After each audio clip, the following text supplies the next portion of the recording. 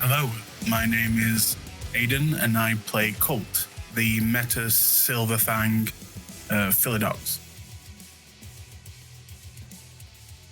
Hello, I'm Bloodied Porcelain, and I play Penthesilea, the Lupus Black Fury theurge.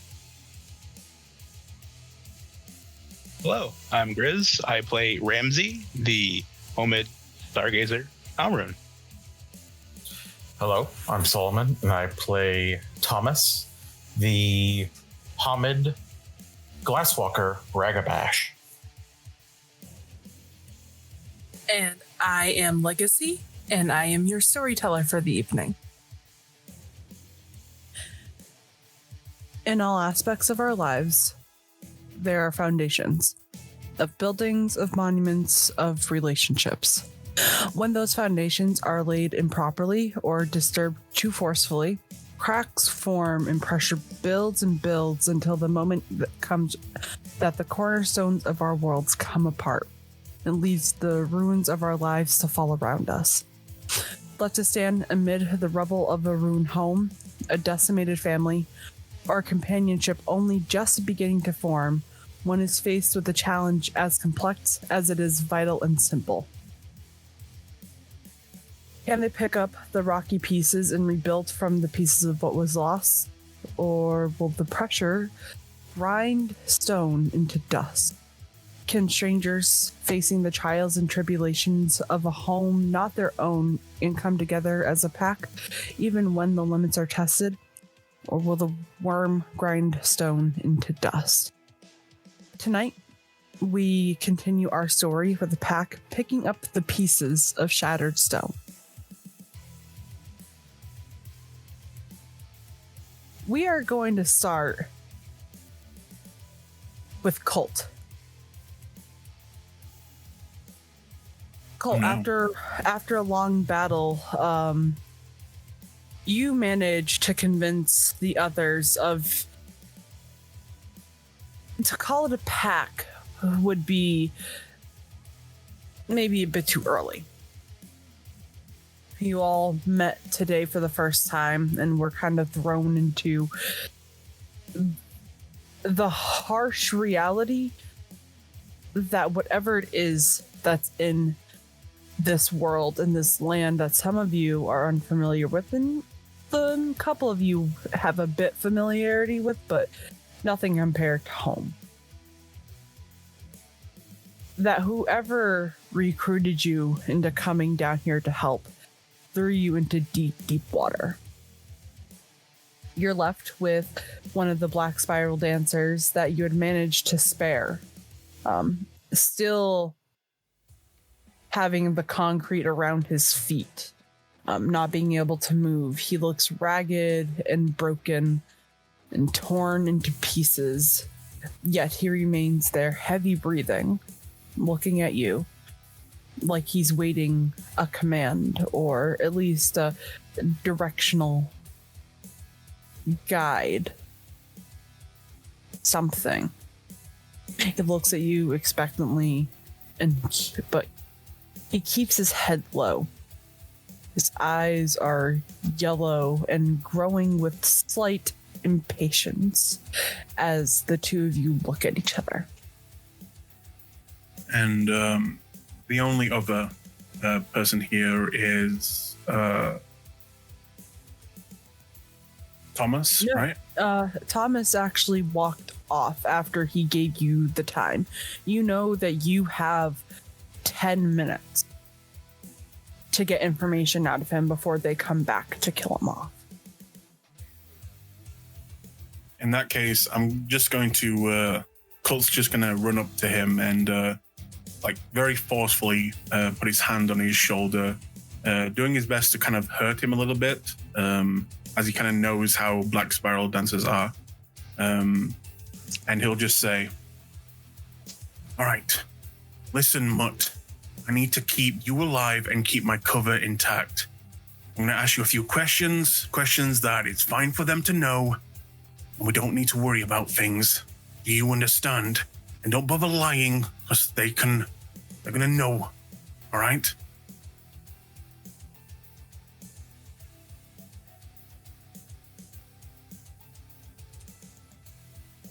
Why am I trapped? You're Why? trapped. Look, you're trapped. Because if I didn't trap you, they were going to tear you apart. And I need you. The others need you. I don't need to explain myself to you. Understand?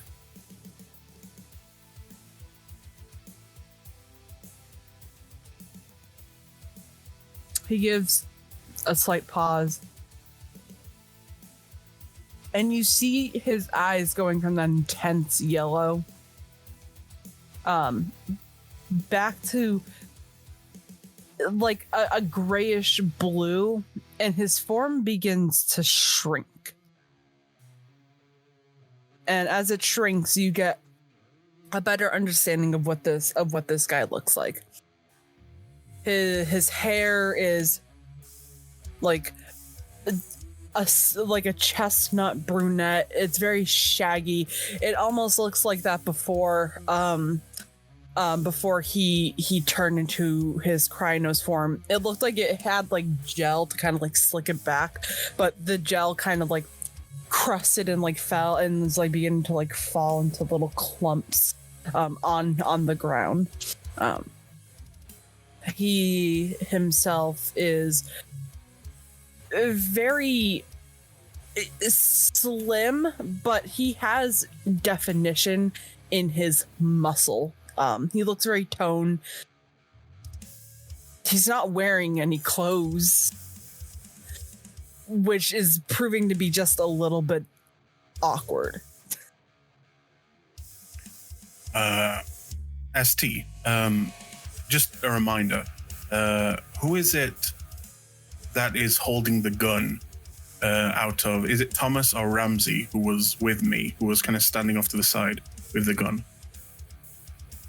Or am I just alone here with him? No, you are completely alone here with him. Penn went to go check on Josephine. Ramsey followed behind, and Thomas, like I said, he gave you your 15 minutes and walked off. 10 minutes. 10 minutes. 10 minutes. Okay. That changes things. Mm-hmm.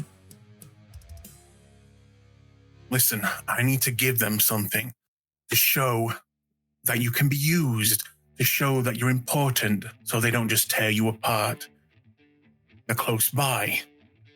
Now, having you close to me, that's going to be useful. All right? I've just got here, and honestly, this place is a piece of shit. You've just fucked up my plan, or whoever gave you your orders. You know what? Who gave you your fucking orders? Because I'm going to chew them out.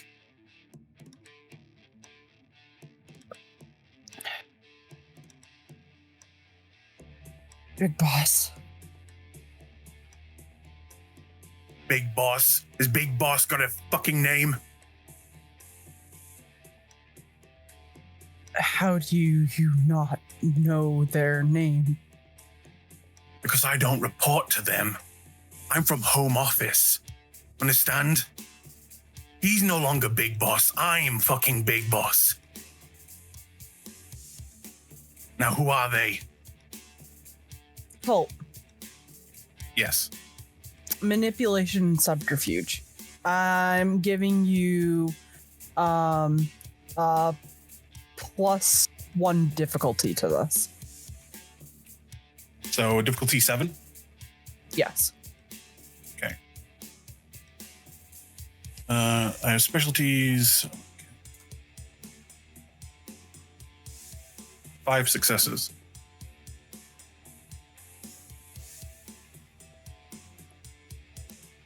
He looks at you and the moment that you mention that you're the big boss and the pose that you're giving, not the pose, but like your body language, you know, you are a Silver Fang. You know how to take control. You know that like what you are and what your true form is aside, you basically radiate like for lack of a better term, you know that your tribe radiates big dick energy like it's nobody's business. Like you guys, you know that in this group you are probably going to be the pack leader, right? The alpha. That made me cringe. I know, I could tell. A little bit of soul damage there.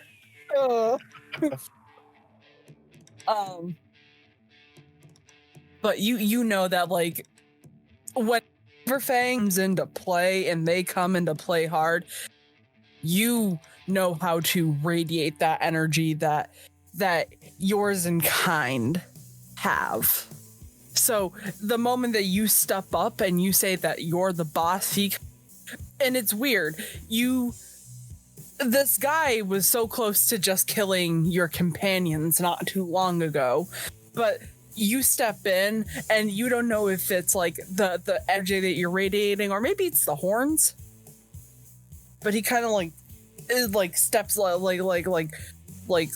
gives you a hard look up and down, and he cracks his neck onto one side and then the other to kind of like readjust himself.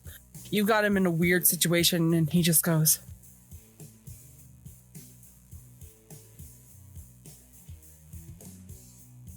Tobias.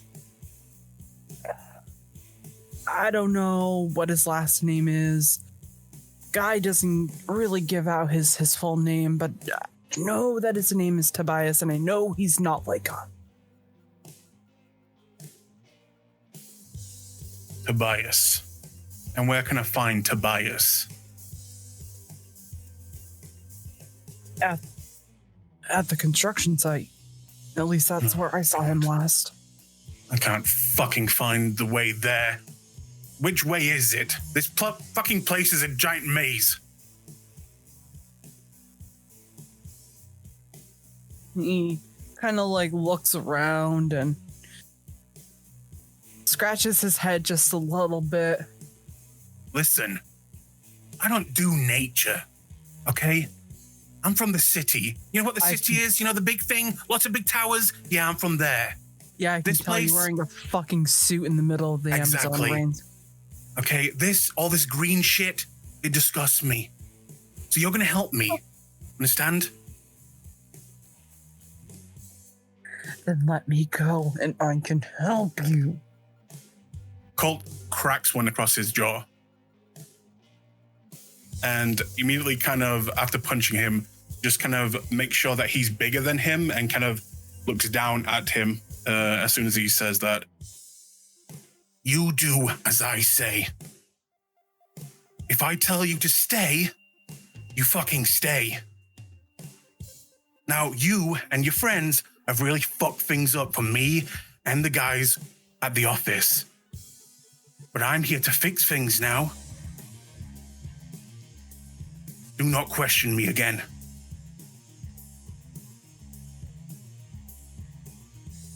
Now, the villagers, you took some of them. Are there any still alive, or have you dealt with them?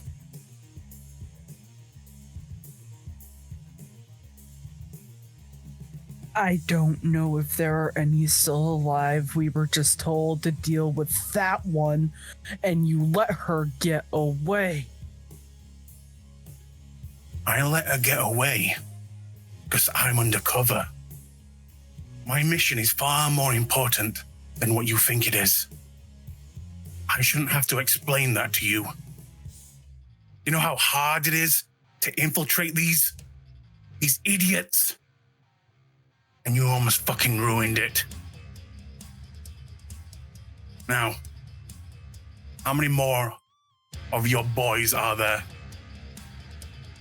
How many more spiral dancers with this, what was his name again? Tobias. Right? Yeah, how many more has he got on his side? I don't know. Too many to count. Last time I was with another group that wasn't this one, there was about 14 of us. 14. Oh, it might be a challenge for me then. And this guy, has he got any fetishes or anything? Like I said, he's not one of us. He's not one of us. Any of the other ones have one, though? Probably. Great. Fantastic. All right. I don't know. I'm not the bits and bobble bitch. And what about at this construction site? The people there? How many? God, I don't know. It's hard to tell with the meat bags. They all kind of They got look guns? the same. Yeah, of course they do. What do you think this is? A fucking tea party? Well, I get here, and there's already shit going wrong. So you tell me. All right, so this guy, he fucks up. I'm gonna have to go after him. Make sure he knows that I'm in charge now. Go to the construction site. Which direction is it from here? Again, he looks a little confused, and he goes to reach in his pocket, remembers he doesn't have pants on. Fuck. I don't know. East. I don't even remember where the fuck I am. Yeah, this is absolute bullshit. You know, they were supposed to let me in on the floor plan, and now I'm out hunting fucking rabbits, right? I mean, come on, the old bag down there should be dead by now. Yet, I don't know, some weird shit, some guy came in, messed up our plans, and then you and your little fucking ragtag team of bitches, they're all down there chasing her now. What guy who messed up your plans? Who's that? I don't know. There was some fucking guy came in. We had a trap set. We were trying to lure her in, and the guy fucked up our trap and ran off. Did you see him? Where he is. God. Yeah. What do he look like then? He was some scrawny kid. Looked like a fucking toothpick with arms and legs. I don't know. Really? A guy with arms and legs? You're a great fucking help. Color, hair, anything, height. Fucking, I don't know, like brown hair, fucking, I'm sorry, did you want me to fucking look into his eyes all dreamy like, who do you think I am, The kid was young. Maybe like, I don't know, probably just barely an adult. And he was able to stop you, fuck things up for you. You know, the little speedy ones. Right. And why does, pray tell, your boss want her dead, by the way? I mean, yeah, they all need to fucking die. But why now? What's so special about her? You see how old the bag is?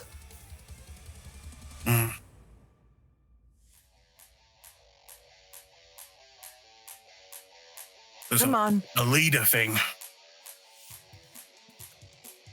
With it. You know how it is. If you take down a PAX leader, the rest of them end up crumbling and tumbling, and they don't know what to fucking do with themselves until they find a new one.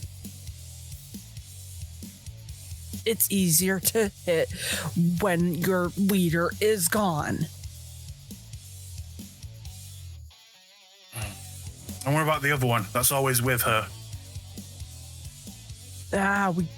They got her. I don't know where they ended up bringing her, but Charlie and the boys, they fucking took her and probably went back to the construction site. At this point, Kult kind of just rolls up his sleeve and just looks at his Rolex watch. How many minutes has it been? I'll say at this point, it's probably been about 6. So you've got a good 4 minutes left, 6? Guy. I'm running out of questions.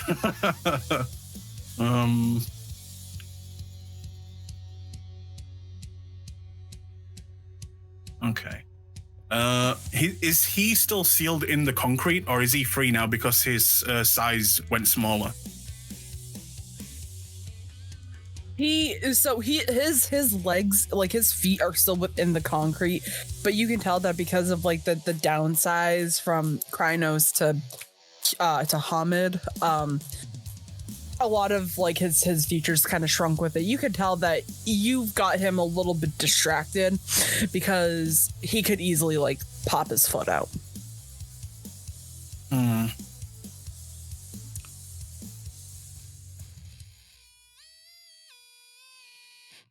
Would Kult know if I were to let this guy go and he went off, would I know, like, given my background, would he most likely betray me? I guess I kind of answered my own question, to be fair. Yeah. Like spiral dancer and all. Yeah. Yeah.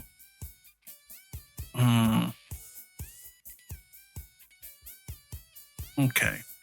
In that case, Kult kind of just looks at him. This construction site, what's the security like there, by the way? If I'm going to take on this big boss of yours, I need to know everything. If he's going to give me trouble.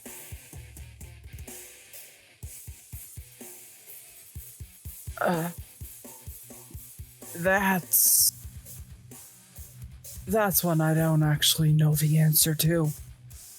I know he's got a couple private security detail. I just don't know how many. You say he's not one of us, and yet he commands all of you. He's got to have something.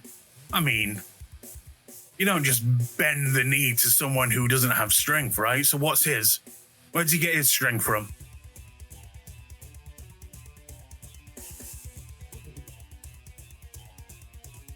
What can the fucker do? All I know is that the fucker's got money, and he's got a lot of it. And he's got some pull back at home base. We were simply contracted out to go and do our jobs.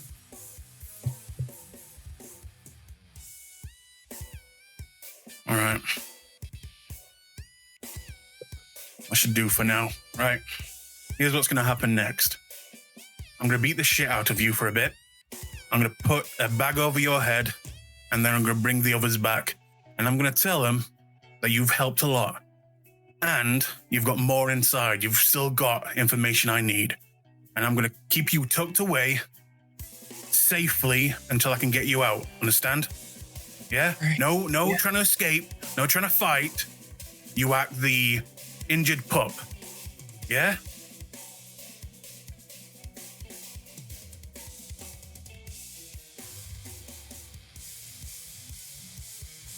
I need to hear you say it. What? I need you to... No. You're gonna fucking say it.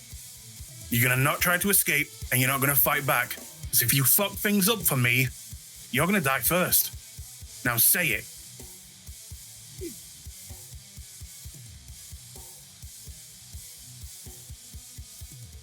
Fuck you. I start beating the shit out of him. You know what? For shits and giggles, I want you to give me a strength, and we'll go athletics. No. Yeah. Oh, no. Don't ever say I'm gonna start beating the shit out of him. Do I get any benefits because he's just taking it? I think this might just be like how badly you beat him, even though he's not defending. No, this is going to be how badly I bruised my fists on his face. Yeah, that sounds more like it. Difficult. Mm-hmm. Yeah, standard difficulty. Okay. 1. Take that and take that. Yeah, you tell him, Colt. You think you're nailing into this guy. you think you're nailing into this guy. Thomas, when you come back, you see Kult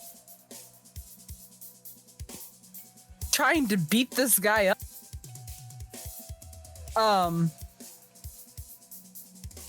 He's throwing punches, but like they're soft punches. Almost like he's caressing the guy and not really damaging him. As I see him return, I'm just going to kind of move away, grab any sack or bag, and just kind of wrap it around this guy's head, and then just begin to move over to Thomas. You see Kult approach you, kind of holding his hand where he's been punching and kind of like cracking some things back into place a little bit. Fucking hell. Right, well, I got quite a bit from him. I don't know if I got everything, but still, 10 minutes is 10 minutes. Do what you gotta do, I guess. Now, hold on, boss. Hold on, boss. You promised. Yeah, come on. I gave you what you needed. You said that you wouldn't fucking kill me. You're gonna let this guy fucking take care of me? He's not gonna fucking kill you, you idiot. He's just gonna torture you a bit, ask you a few questions. Kult kind of turns and looks at Thomas and just kind of winks at him. Thomas will wink back, take the bag off his head. It's one of those then. And Kult kind of just begins to rotate round and then kind of gets into place and then kind of takes off the bag, and then Colt's just going to walk away, begin to walk away. Cool. Thomas is going to move in front of the guy, look him in the eye, and just sort of stare at him for a few seconds. And then he's going to pull out his sidearm and empty it into his face. And then once it's empty, he is going to reload and do it again.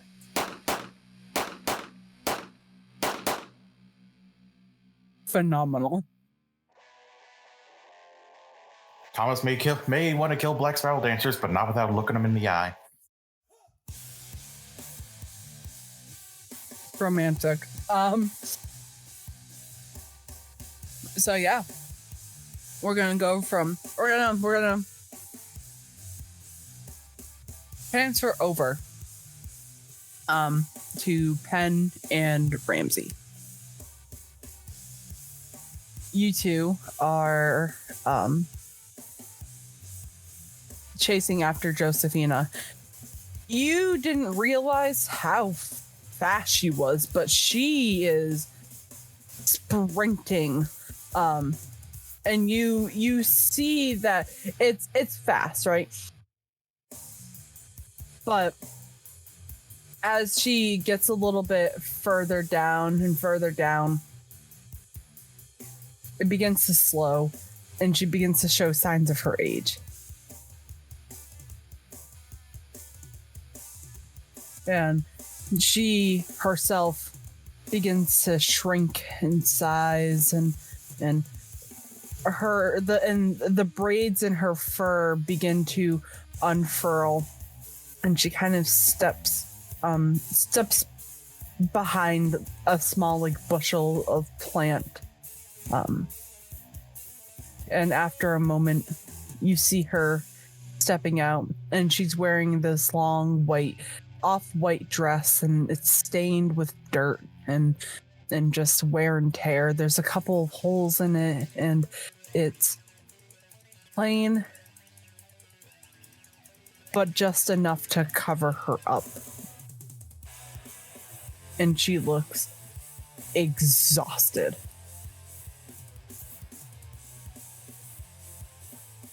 She takes a seat on the ground and wipes a couple of beads of sweat off of her face.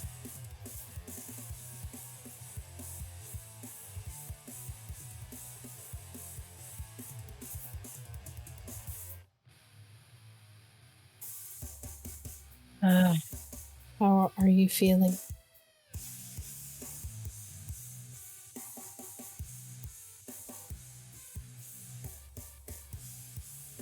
Mm-hmm. My old age, it gets harder to fight. I do not like losing my self-control.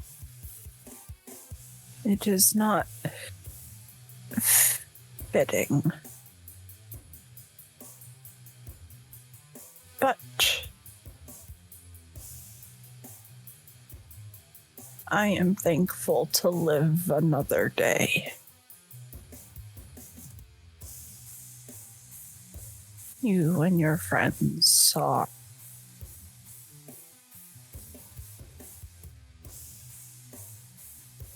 And she kind of pauses and closes her eyes, and she looks down, and there's still cuts and bruises, and she still took a lot of damage, and you can kind of tell that the amount of force that she took from that last attack before she ran off is kind of doing a number on her. She's her eyes are closing and opening, and she's kind of swaying back and forth. Pen's gonna go sit next to her so that she has somebody to lean on. Pen is fucked up, by the way. Pen's like one injury level away from mauled.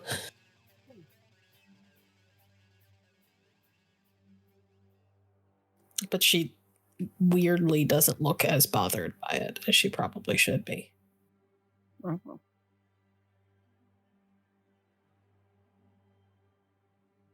Ramsey just nods at Pen and keeps a distance and just looks out into the jungle to keep watch.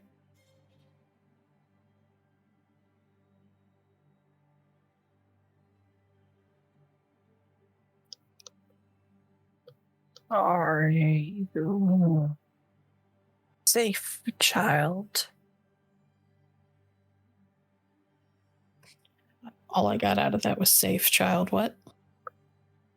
She turns and looks at you. And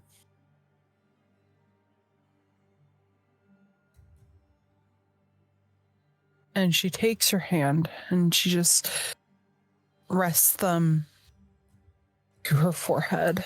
And you hear her just say, "Do you feel safe now, child?"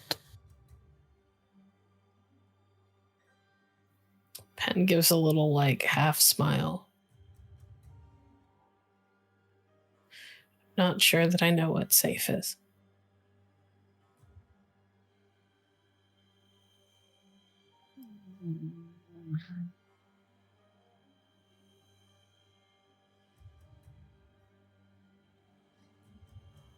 You rest. I'll look after you.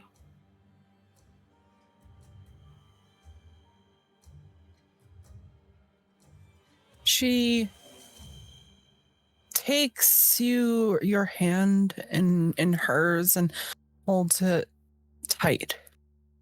And her other hand rests on your stomach. And you see her begin to kind of meditate and focus. And as she moves down across one of the scars, you see it begin to clear up.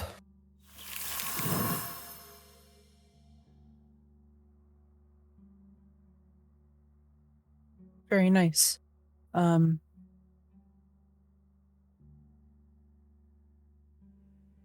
You are going to heal.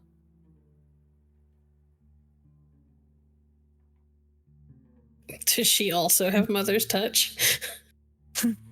You are going to heal 3 aggravated. She's got Mother's Touch. I know what that is.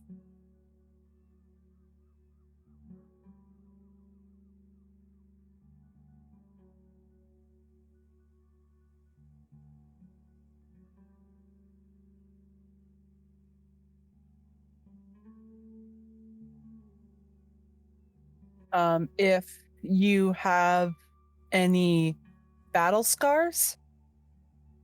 I do not. Okay, wonderful. So you do heal 3 aggravated damage. Beautiful. Pen looks much better. Not perfect, but way better than she was. And she'll just sort of, knowing what it is that Josephine just did, she'll very gently put like an arm around her shoulders and give her a little squeeze.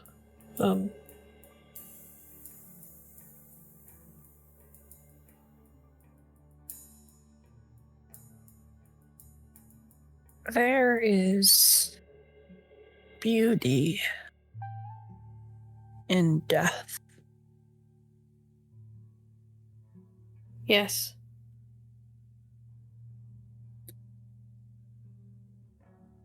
Somebody my age. We expect it.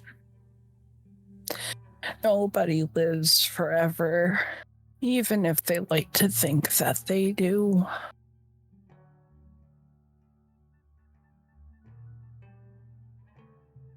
As long as it's a worthy death. Or one after a life worth living. Pen's like giving her like side eye, because this is a morbid turn of conversation, considering that we just survived a Black Spiral Dancer attack. And she's like looking at her really hard, like she's worried that Josephine's dying. I want you to give me a wits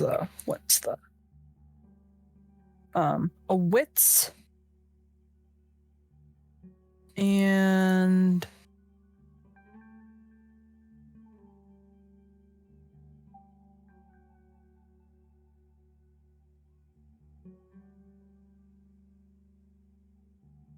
let's go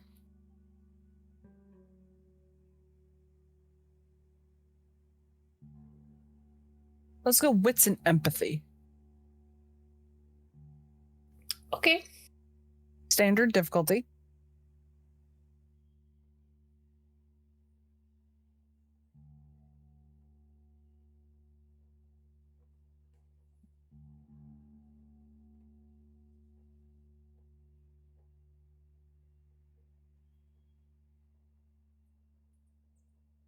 Two.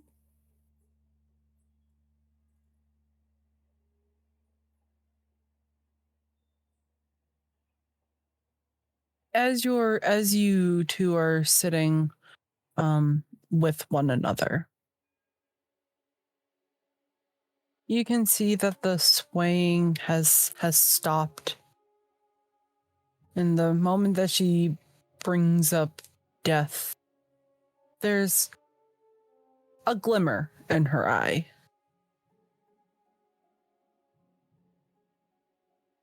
You're not quite sure if she is excited about the thought of death or if she is coming to terms with the fact that she is going to die someday. But you can tell that whatever it is, there's a hint of acceptance and understanding in her voice. Yeah, she's ready.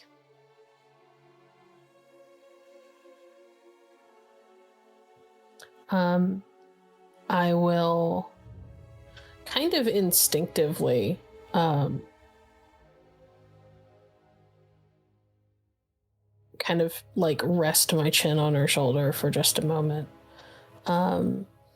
before I I will let go of my Krynos form and slip naturally down into Lupus form.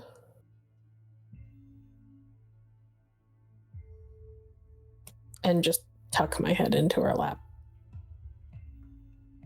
Pen is she's not big for a wolf. She's definitely more sleek than bulky. And she's entirely black, head to toe.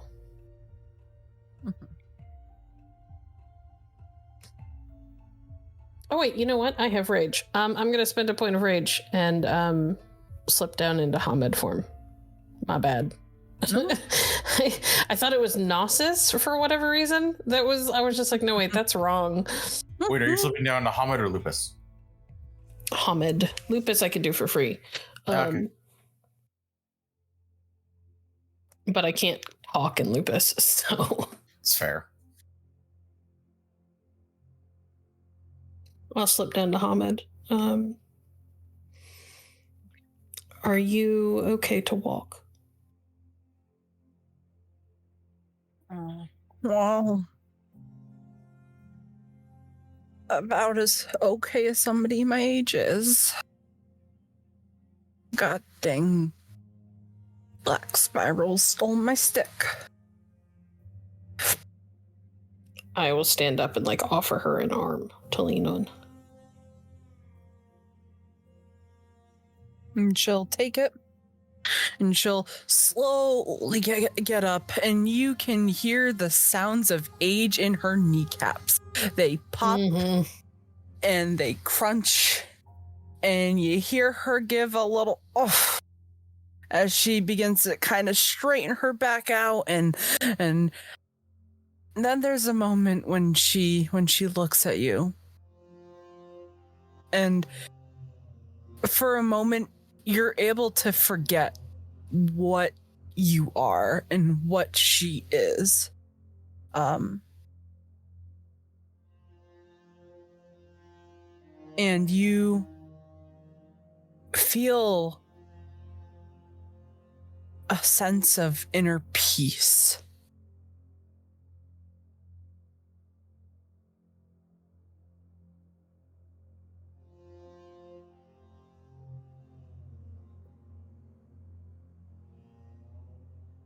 If you would like to attempt to resist that inner peace, I'm going to need an empathy check from you. I don't think that Pet would want to. Okay. She doesn't have any reason not to trust her.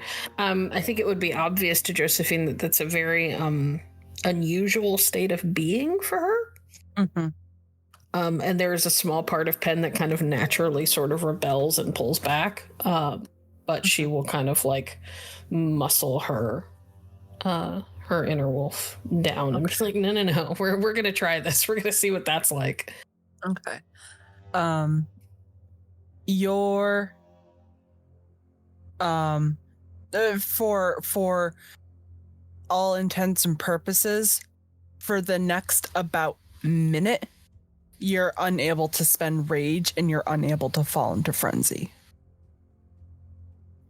Okay. As you and her begin to slowly make your way back, Ramsey, I want you to give me a perception and alertness check, standard difficulty.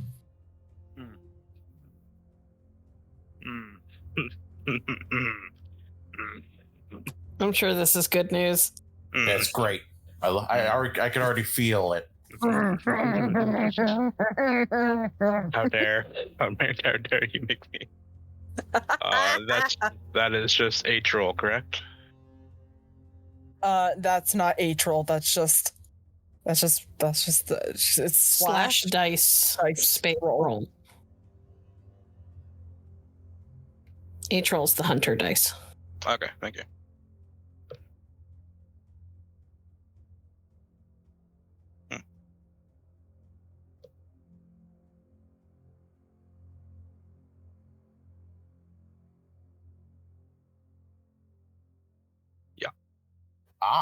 Jesus, Ramsey. Oh, we've got to bump those stats up, baby. I do one thing very well. It's not Okay. this.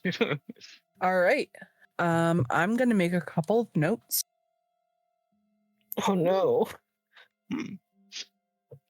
Almost like mental wasn't my focus here. Nope. All right.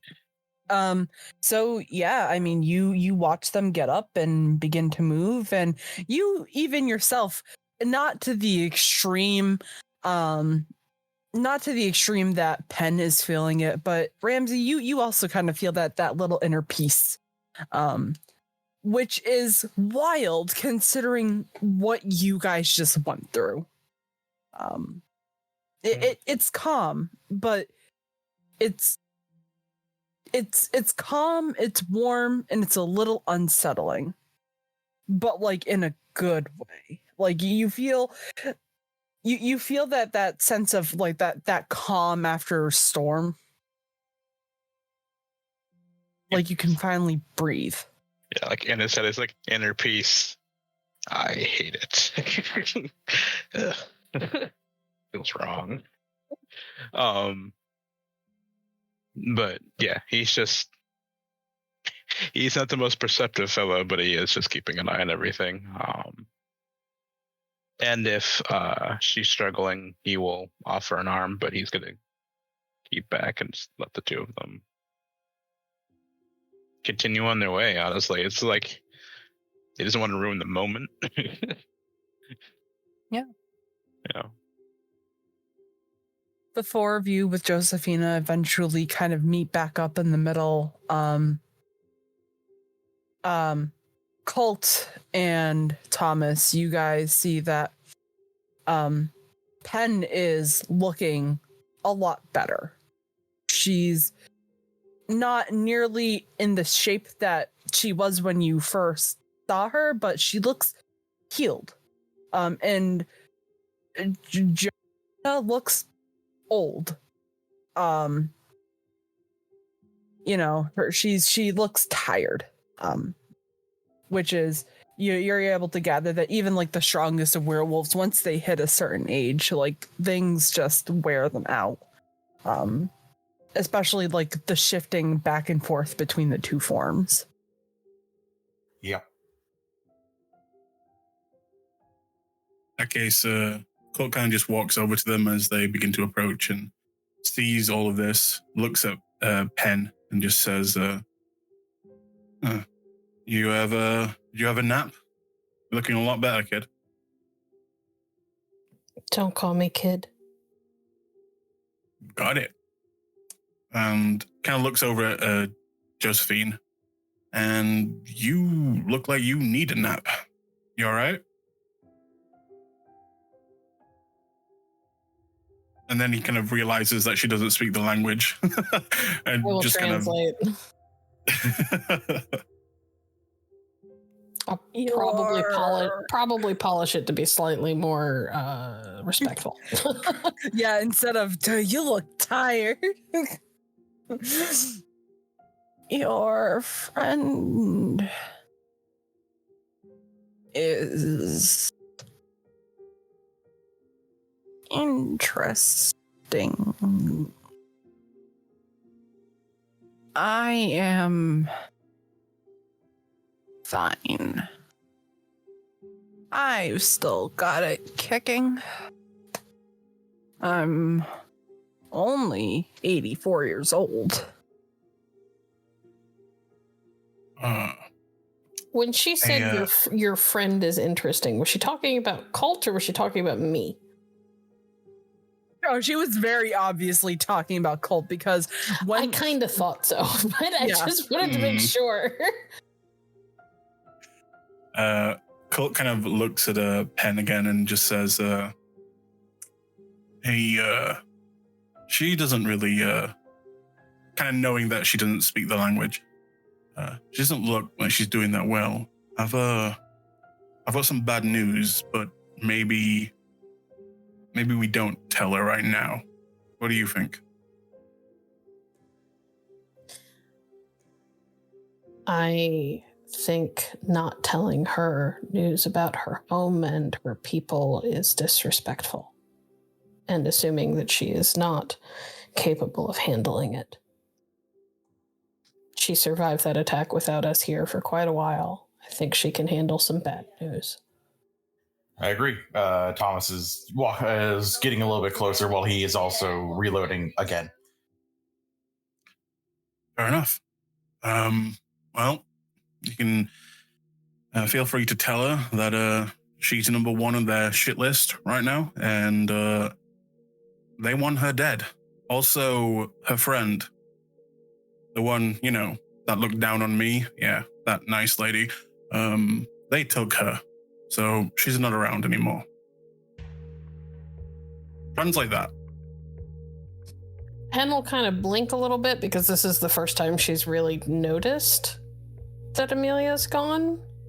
But then she'll turn and tell Josephine, leaving out the little bit about Amelia looking down on Kult, though.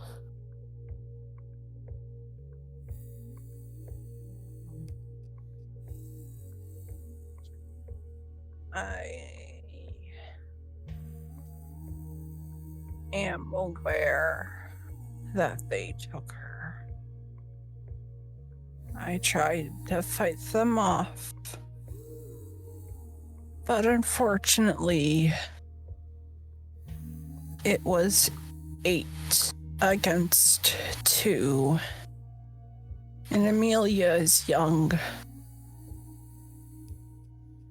She doesn't know her capabilities quite yet. Why would they take her instead of killing her?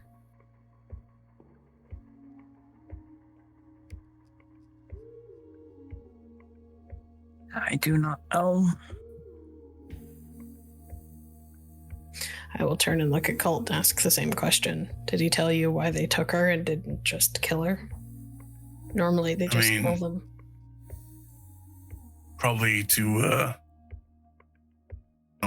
do what I did. Interrogate.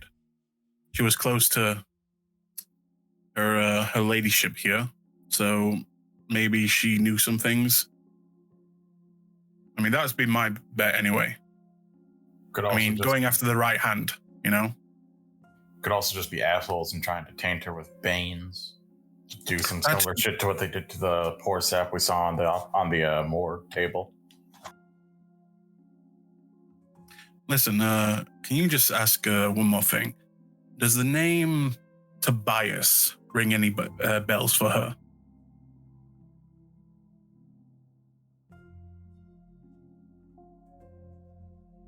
I'm looking at her as I ask. I just don't want to have to say that I'm going to translate every single time.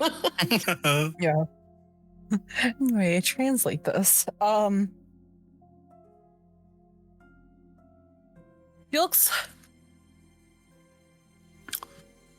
She looks like she's thinking really hard.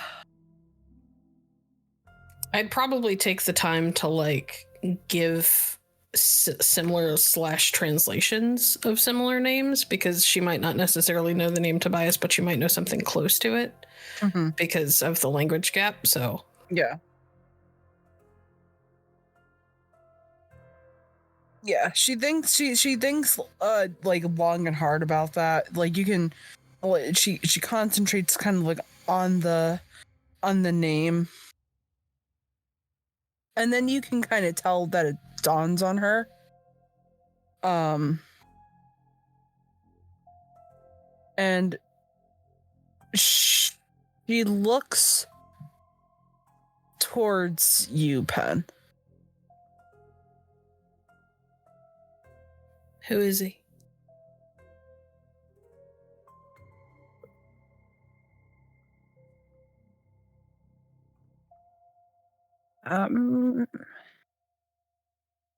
Amelia told me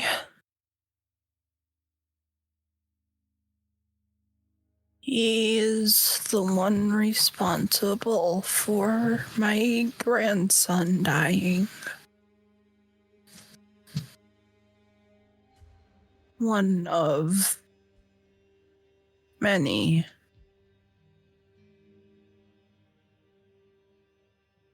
But one of our strongest. He was out on scout duty. They found his body in a small creek.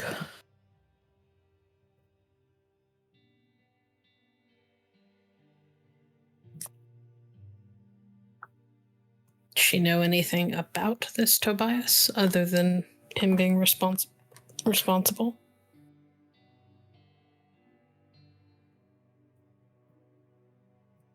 He's not one of us. Does she know what he is? Whatever he was, he reeked of the worm.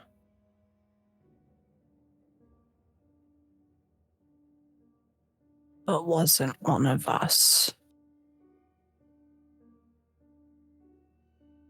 She thought it might have been a mage or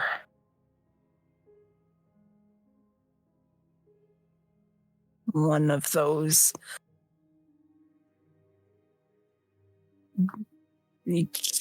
kindred. Fucking leeches.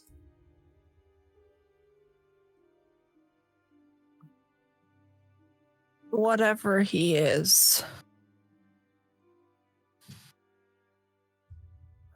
he tried to use the death of my grandson as a fear tactic. Give us your land, or this happens to everybody.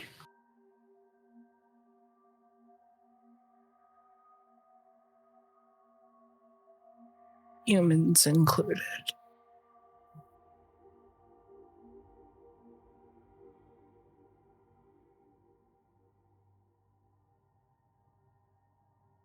The only problem is that none of us quite know where to find him. Because whatever he is, he can't get a good grip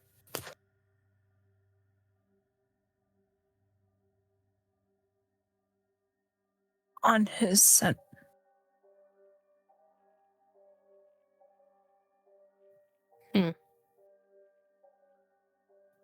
I don't suppose the one you talked to told you where to find this Tobias. I mean, come on, it's me. He's to the east in a construction site.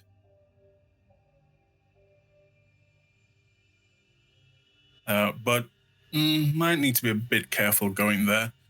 Apparently he's got lots of money, private security, lots of firepower, and if he was telling the truth, around 14 Black Spiral dancers. Less now, but still. There's a few left. Oh, and some of them might have fetishes, so that's great.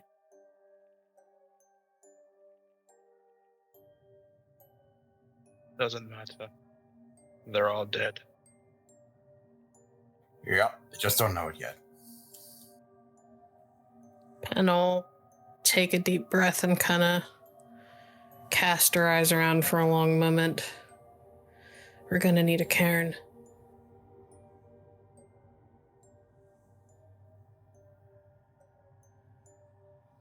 Oh, Pen, just, I don't know if this is something or not, but could you ask, does she know about a young man, barely an adult, brown hair, probably running off in the forest?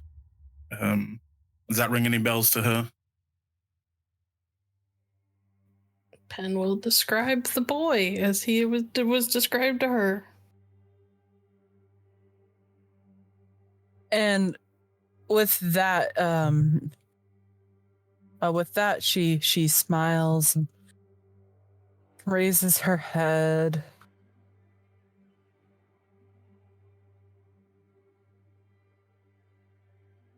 Oh, I do not know his name, but I do know that he likes to come and cause trouble for those who don't belong in our territory. He's not a part of our home. But he's young and exciting.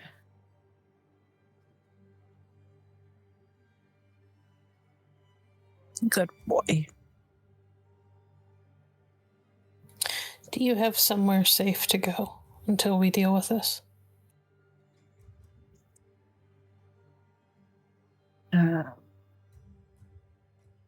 Unfortunately, the security of my home was all I've ever known.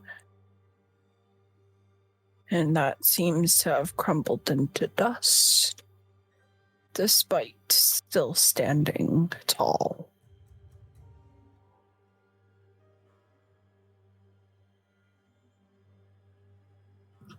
I do not know what I'm going to do,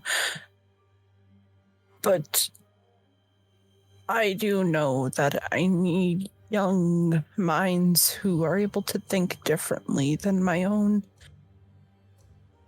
to deal with the situation.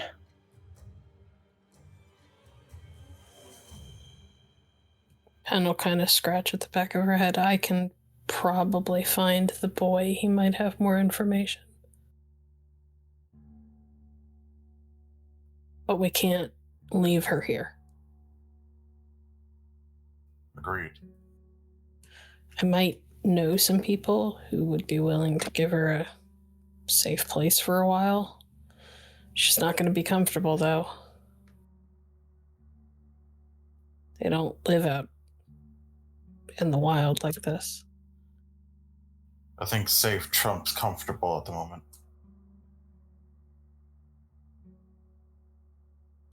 Josephine, if I contact some friends that I've worked with in the area, would you be willing to go and stay with them while we sort this out and make sure that your home is safe to come back to? I would be foolish to say no.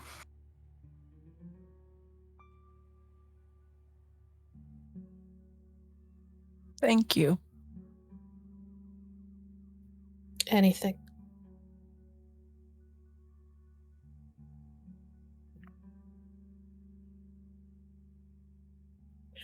Why don't you go back up? I'm gonna go see if I can get a trail on that young man.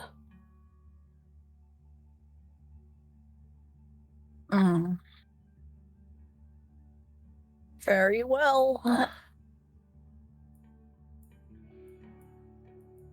I will lead you all back at least to the grounds.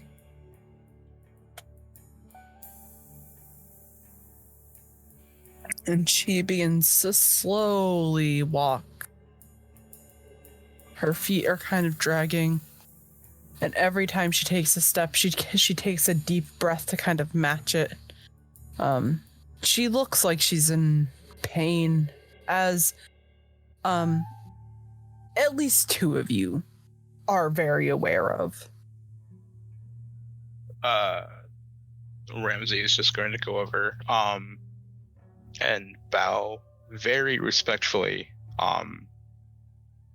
and do a gesture to make it clear that he intends to carry her. Okay. So Ramsey picks up Josephine, and do you speak? Say again, you broke up. I said, do you speak Portuguese? Not in the I slightest. think I'm the only person here who does. That's correct. Cool. That's Love why that. that's why he did like the motion of like, this is what I am going to do, because I can't tell you I'm going to do it. Awesome. So, Pen, you spend the entire time playing Google Translator as Josephina plays Google Maps. Excellent. So we'll fast forward a little bit here, unless anybody has anything that they want to say to one another. I don't want to say anything, but are the bodies of the Black Spiral dancers still here? Yes. Could Kult go around to each of them and just begin to kind of knock out all of their teeth and put them in a bag? Sure thing. You have collected an amount of black spiral teeth. Cool. Actually, there was something I did want to talk to Kult about on the way back in the moments where Josephine's quiet and I don't have to translate. Then you see me being a dentist over in the corner. Yeah, then by all means, y'all have your moment. I don't know why you didn't shift, but next time I expect you to. I can't burn every point of what I have. I can't burn everything that I have to keep you alive every time there's a fight. Colt kind of stops what he's doing and kind of looks up at the sky for a few moments. Yeah, sorry about that. I've just got, just a thing about, it's nothing, you know what? Yeah, you bet. Next time we go through that, I will Hulk out for you. Promise. Can I do like an empathy check to see if I can get a read on why he's being so cagey? Sure. Wits and empathy in Kult. If you're trying to, and if you're trying to dodge out of the way and be sketchy and all dodgy and all that crap. And I'm gonna need another manipulation subterfuge. So it's gonna be standard difficulty for both of you. Pen, wits and empathy, Kult, manipulation, and subterfuge. Whoever wins that. Burning willpower, because I know he's got a huge rifle. Only a 3. 4. Okay. What is Kult? As this is your character, I will allow you to kind of explain why you're being so fucking weird. Yeah, like what is she able to kind of pick up on as you're speaking? I think it's pretty straightforward, especially as she heard me talking about not losing to rage last session when trying to get the others to not kill the surviving Black Spiral Dancer. And you get the sense that there's something about Kult that he just can't lose control. Something about losing control and losing himself. I would say that would be the main thing that you pick up on is he seems to be afraid of losing himself and transforming, maybe for him leads into that. Pen will kind of tilt her head a little bit. The longer you put off learning to deal with it, the worse it's going to be when it finally happens. Eventually your wolf's going to take over and you're not going to be able to fight it.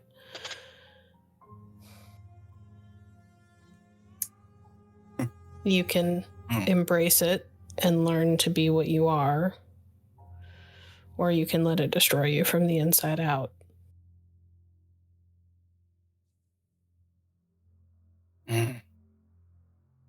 Don't you see everything?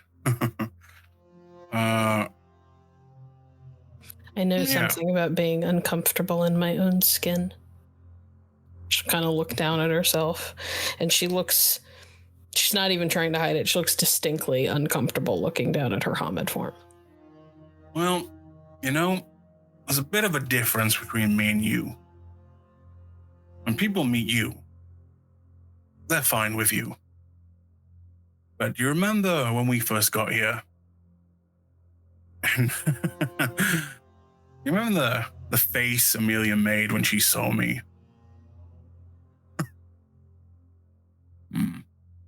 You guys, I'm lucky to have been partnered up with you guys, but yeah, let's just say the beast and all that, the wolf is not exactly. We don't really see eye to eye that much. It's because you fight it. You're trying to master it instead of embrace it. Yeah, maybe. You got any tips? She'll kind of she gives the tiniest of smiles and kind of looks up at the canopy above them, where it's a little too thick to actually be able to see the sky properly.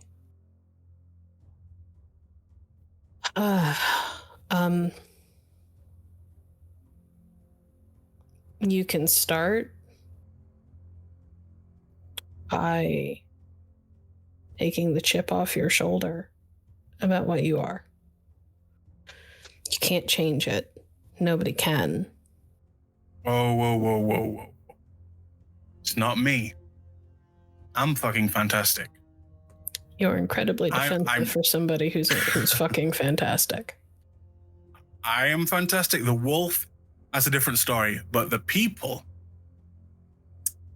You can't control how people react to you.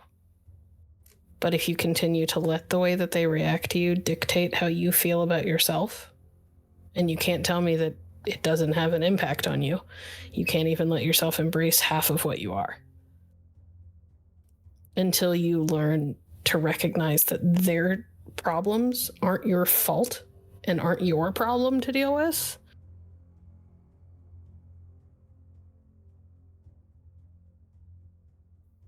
Until you let go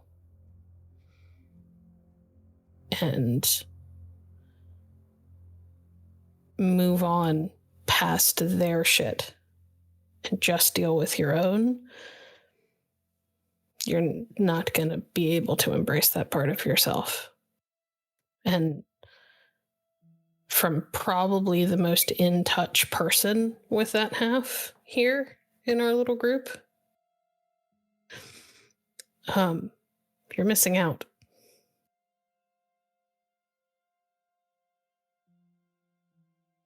Fair enough. I mean, do we hug now? Is that what happens? And Kult kind of puts out arms with like teeth in both of them. Want to get in here? Pen will pause, and it's clear that she looks slightly awkward, but will actually go in for the hug and call your bluff. Kult looks very surprised, and actually, as soon as you kind of like begin the hug, he like freezes for a moment, almost like he's expecting like to be hit or something, and then will slowly wrap his arms around you, but making sure not to get any of the blood or teeth touching you. Oh. I appreciate it. Thomas is snapping a picture off to the side on his phone. Oh, you son of a bitch. Ragabash. Oh. All right. Well, you're my favorite. Sarcasm is a defense mechanism. You should work on that. And I will pull back. Yeah. You think I'm bad? Try talking to spirits sometimes.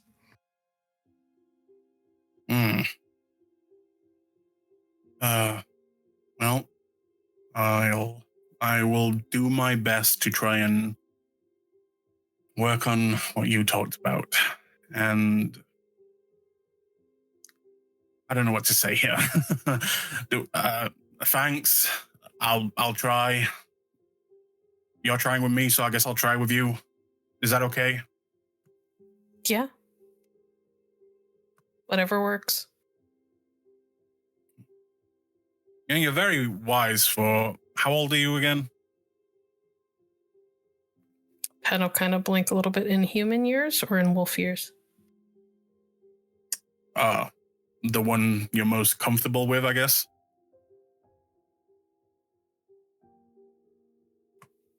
Somewhere in my 20s, I guess. Early 20s. Fair enough.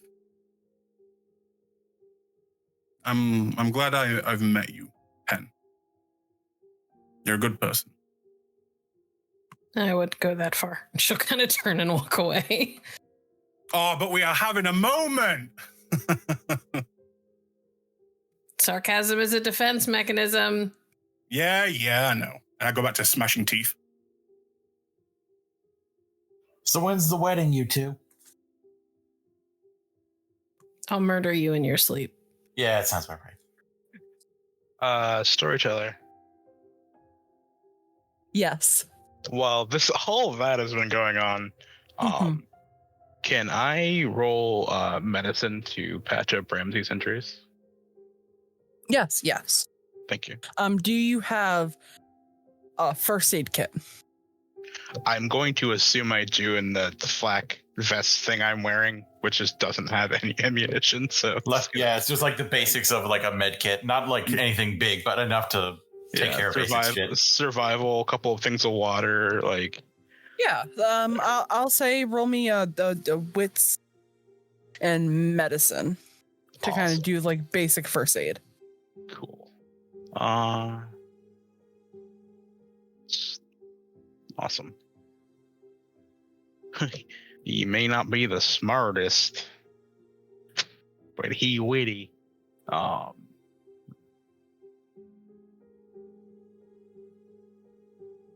Jesus. Are you putting Josephine down to do this first aid? Just he putting her over his shoulder as he... No, he put her down on like a relatively comfortable patch of leaves and, like, I don't know, it's the rainforest, like something comfortable in the rainforest. Got it. And I was injured at the end of the last one. I'm not sure where that puts me now. Okay, with 5 successes, do you have any specialties in medicine? No. Okay, with 5 successes, I'll say that you managed to patch yourself up pretty solid. I'll say with the basics that you have in your flak jacket and your fairly in-depth knowledge of first aid, you're able to clean yourself up and bandage yourself. You have enough pressure on one of the wounds to kind of stop the bleeding, and allow the blood to kind of like clot and dry up. After about a good 5 minutes of just like working on patching yourself up, you're able to heal about... We'll give you, I'll be generous, I'll say 2 points of superficial damage. Okay. Or a bashing damage. I figure it's actually called in this game. So 2 points of bashing damage. Okay. Okay. Yeah, and as soon as he's done doing that, he'll pick her back up. Okay. So, after that moment between Pen and Kult, you all begin to make your way back to the village. where Josephine is allowed to get her things. 10. You said that you wanted to call on a contact of yours to get her a place to stay. Yeah, I need to be somewhere with cell phone reception and probably need to borrow borrow our glasswalker's phone. Okay. Yeah. All right. So in order to make this call, you guys are going to have to go back into civilian life. Now, I would like to remind you all, most of you took some form of damage. You are bloodied. Some of you quite literally still need to heal from some of your damage. Yep. Now, you can go and make your way into the nearest town that has at least a little bit of cell reception. You do know that the closest town to where you are is at least a 2 hours walk. It is getting dark. How late is it? It is getting dark. Then maybe we wait until morning? Might not be a bad plan. I could use some time to meditate and get some of my gnosis back. So,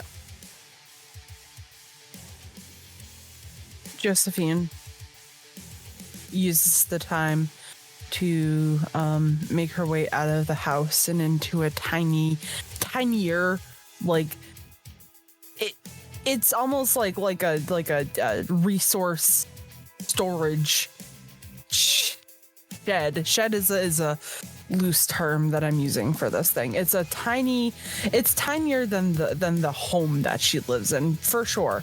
But like, you know, like in like those like tiny little flat apartments, like studio apartments, how they sometimes have those that like one little like cabinet dedicated to like, you can use as like kind of sort of a pantry, like food storage and such. It's like that, maybe a little bit bigger. And you're able to kind of you're able to translate that Josephine is gonna cook the four of you dinner as a thank you, basically, leaving the four of you to yourselves to kind of talk about your next steps. ST. Yes. Is there a way I could tell out of the group which one is the most intimidating? Out of game, like, who has the best intimidation?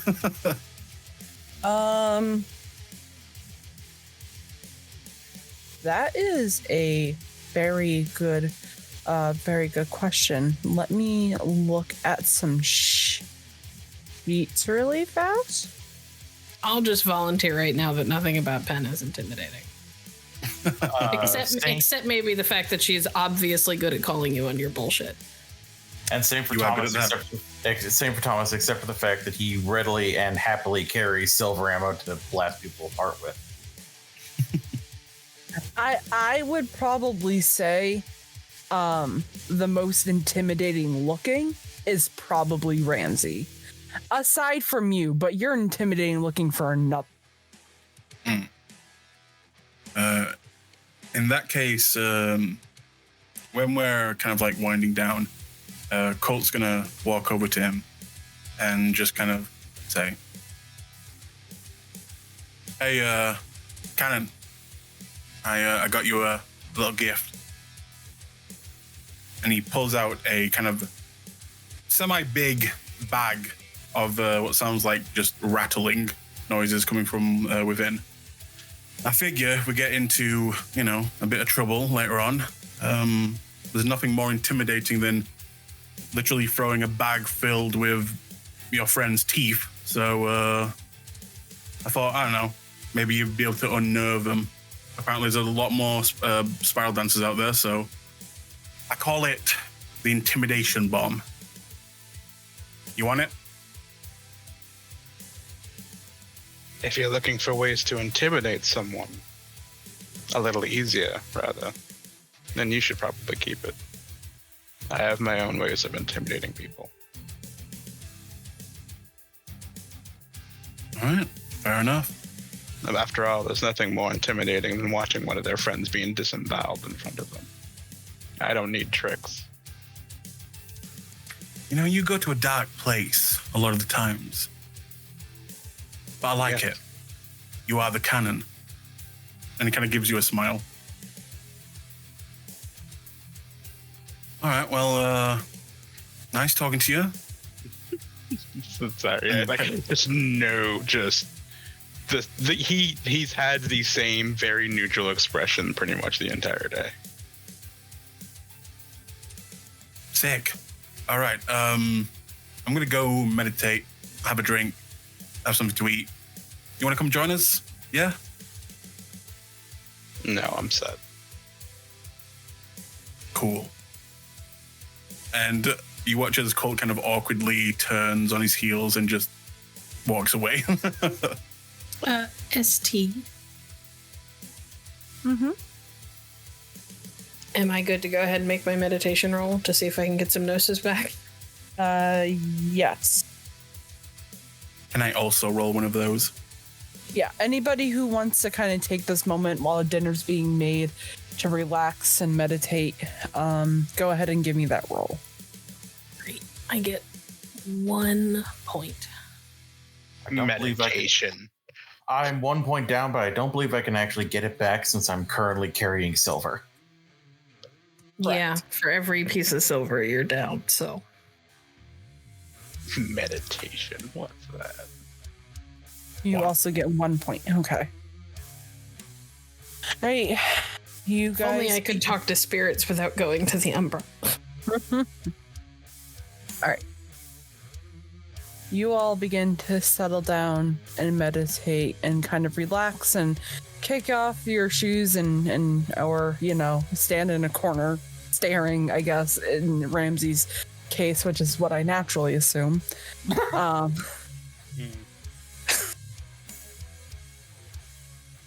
And you allow yourself to kind of feel at not at peace, but you all allow yourself to reflect on what today has been so far. You stepped into this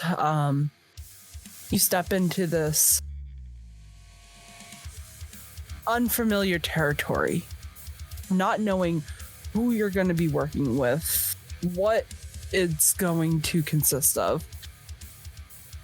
You have no real foundation in your sense or why, or no real reason as to what you are doing here. It's unstable, it's unsteady. You're thrown together as a group. And on your first day, you had to take down Black Spiral Dancers, which is a first for a couple of you.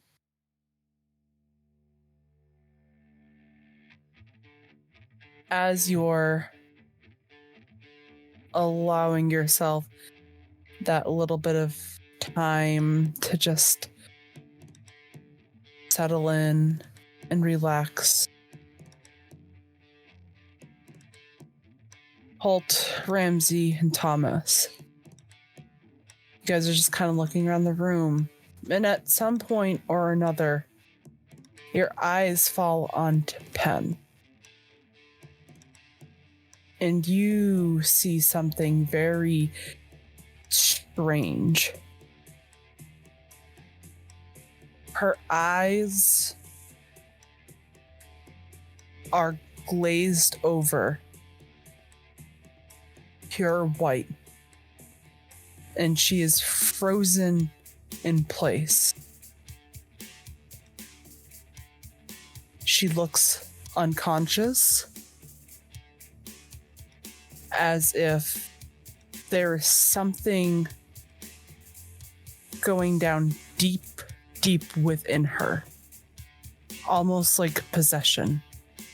As the other three are kind of relaxing, trying to speak with one another, some more successful than others. Pen, as you are allowing yourself to meditate and regain focus, your vision begins to blur a little bit. And you find yourself in a trance-like state. You're unable to move your body. You feel your feet are getting heavier and heavier, and you're unable to speak. Your eyes begin to roll in the back of your head, and you lose sight of the boys. And your vision begins to go dark. And it stays dark for, you feel like it's years.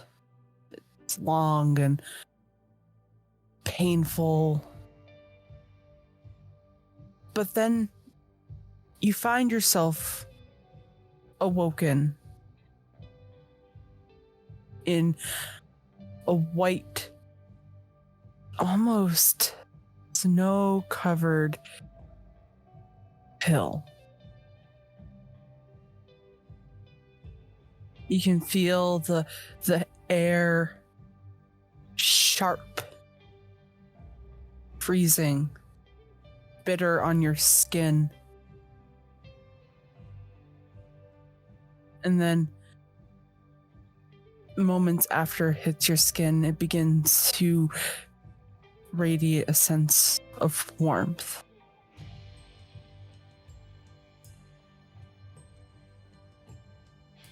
The world around you is clean and crystal clear. And as you take in your surroundings and feel the sharpness of the cold on your lips, and as you breathe out, you can see the breath as if you were smoking. You hear a sound in the far off distance, and it's the sound of laughter, children's laughter. You regain the feeling in your legs, and you're able to finally stand up, and you see the imprint that your body made in the snow. It's fluffy and it's light. But as you stand up, you don't feel wet. You feel dry and comfortable. And as this harsh breeze is hitting your body, it's almost combating it with the warmth. And you make your way towards the laughter. You see a beautiful, tall, blonde woman laughing alongside a young, rambunctious man. The man's got short brown hair and bright blue eyes and a smile that reads mischief, but in all the right places. You see the two of them laughing alongside each other, running up and down the hills, dancing, feeling free, feeling relaxed at home. But suddenly the laughing stops as you're following them, enjoying their time, and they look up and they see a giant building made out of glass, made out of stone. The building is lit up. Bright white lights that almost perfectly match the snow around you.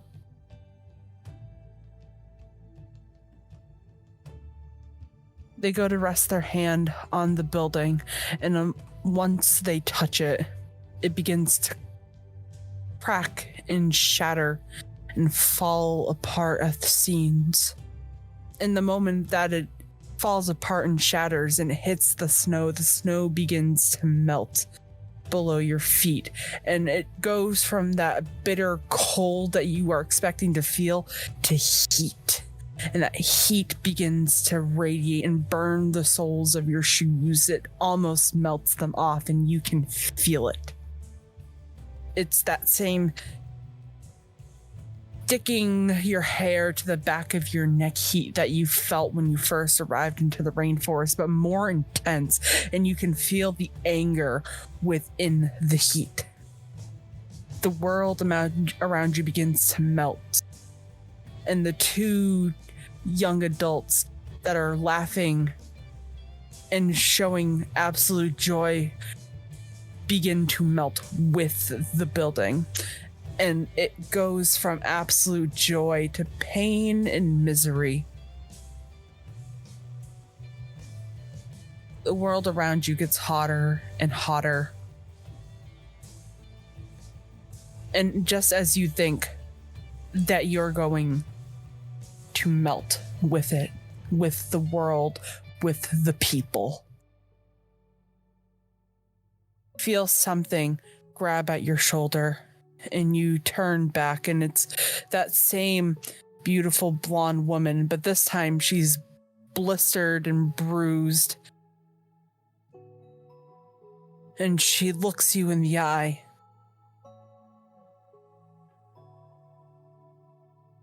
And all you hear is a desperate cry of, "Please. Please." And she rips her arm back and stumbles back.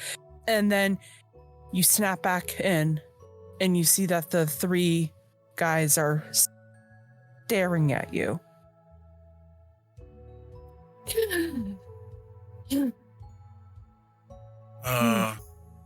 Pen, you alright? I'm like taking a moment to kind of like pat at my legs and my arms just to make sure that I'm like in one piece.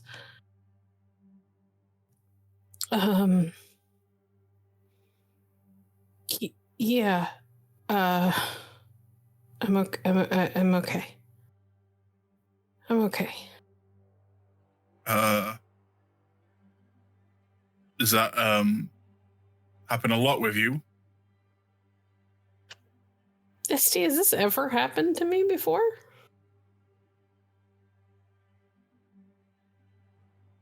No, that has never, ever happened to you before. I give a little shake of my head. No, it doesn't.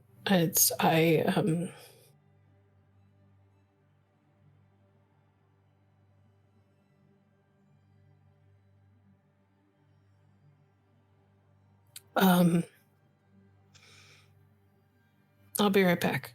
And she's gonna stand up and go find Josephine.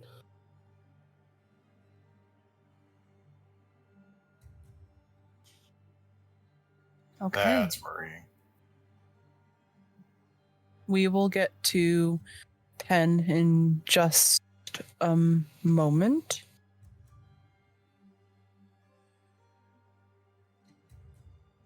So, yeah, that was any of you seen something like that happen before? I usually leave the spiritual shit to the theurges. It's not really my forte. What little bit of experience I've had with spirits, usually they come in chittering, asking for scraps and giving information, not whatever the hell that was. You think that was some spirit shit? Something. I have to imagine that came from the gauntlet somehow.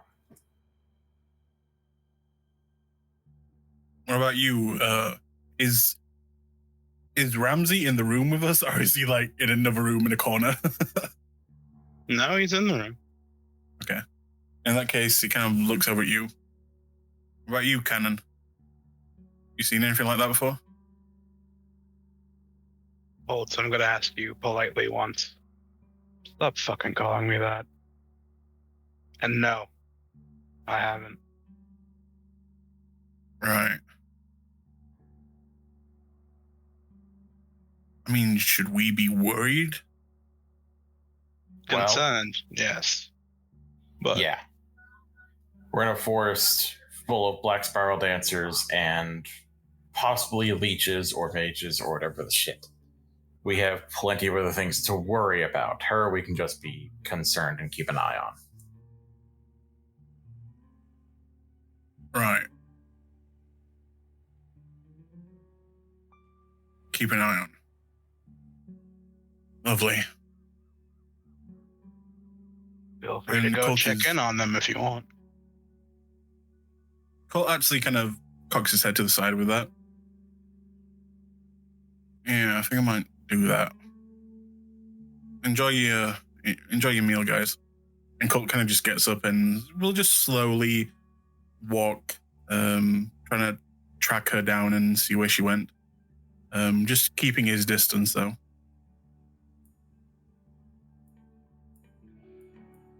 He calls me Okay. Cannon one more time, I'm gonna break his nose. I mean, you should. He kind of, at that point, he'd be asking for it. Mm.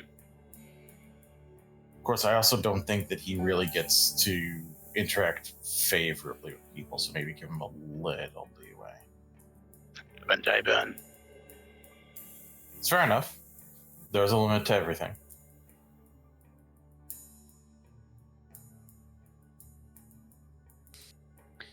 All right. We are going to move on to Pen. You wanted to seek out Josephine. Yes. Okay. So she's in the back. She's nesting up a little fire and kind of cooking dinner for you all. You can tell that it's some sort of. You can't tell if it's like a beef or if it's something maybe a little bit more out there. But it's red meat with some sort of berries and like herbs are in there. And she's cooking and she looks up and flashes a smile your way. Is everything all right, child? The boy that we're gonna try and find, that's been causing problems for the Black Spirals. Does he have blue eyes? Yes. Why do you ask? Have you ever seen him with a blonde woman?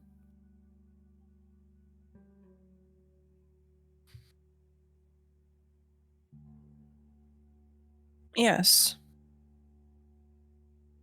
Many times.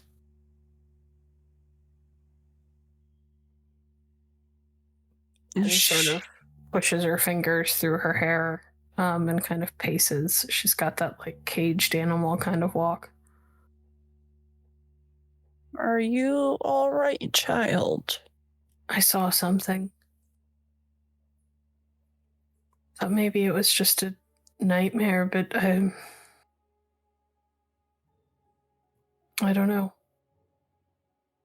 I think I saw him and her, but I didn't even know that she existed, so couldn't be a dream, could it?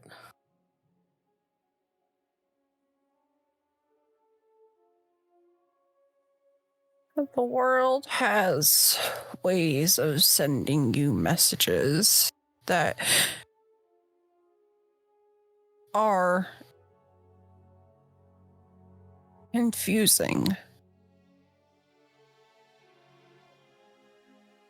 Glimpses into what you need to get done or want to get done.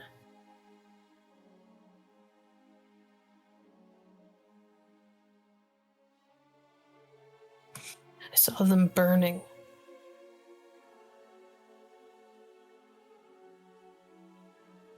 I felt myself burning, melting.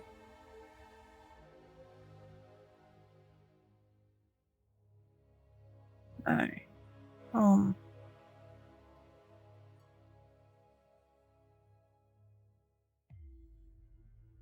Is that little box with the bear carved into it in this room? It is. Yeah. Yep. Well, it's not a room, but Well, this part of the space, I should say. yeah. It's right by her side. I think Pen's gonna go over and sit on the floor, like right up against it because it's cool. And she's like clearly trying to chase away the memory of what the vision felt like. Mm-hmm. And when you sit next to this box, you feel that light, cool breeze brisk across your face. And for a moment, the heat seems to dissipate. It doesn't exist. All that exists is you and Josephine in this box that makes you feel comfortable. Something that Pen probably hasn't felt in a very long time. If ever. I'll just sort of lay my forehead against it for a minute and close my eyes. There was snow. They were in snow of all things. And then there was a building. And they touched the building and it fell apart and everything started to melt. And it got so hot.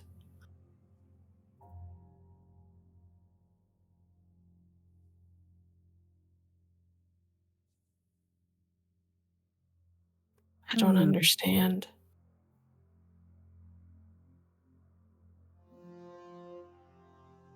The universe has some strange messages for you. Can I maybe do like an enigmas check to try and puzzle this shit out a little bit? Yeah. We'll do intelligence and enigmas. Creative logic? I'll give it to you. I'll give it to you.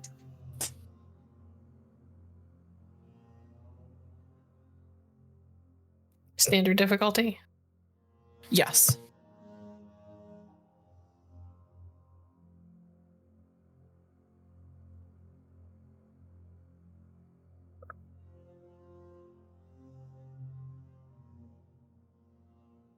Three.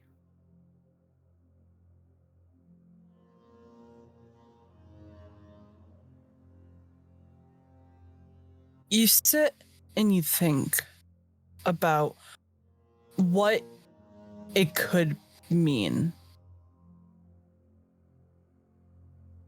And you take the time and you try to piece together what a glass building in snow and people and fire could all, how they could all play into one another. The thing that you, with 3 successes, the thing that you're able to piece together, you're not able to really think about it all in the grand scheme of things, but you do know that the way that the snow fell and the way that it felt when you were touching it and the way that the building looked, the two things that those two had in common is they were both delicate to the touch.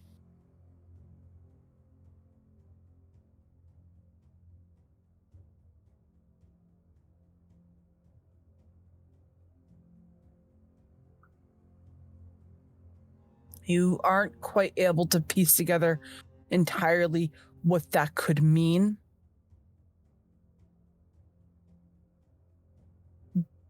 But you're able to get an inkling of a suspicion of it might have something to do with the delicacy of the world around you. Okay.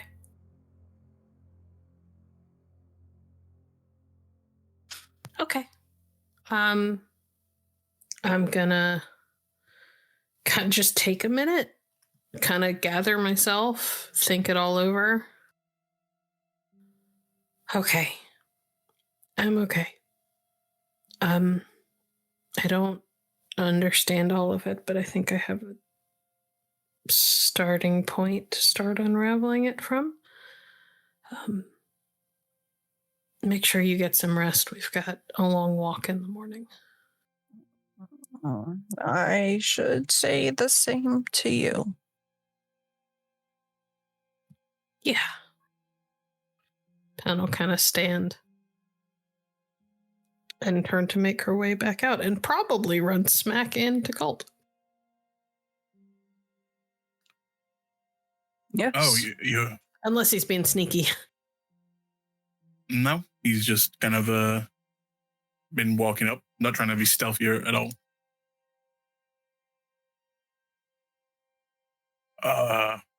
Sorry, was I interrupting somewhat?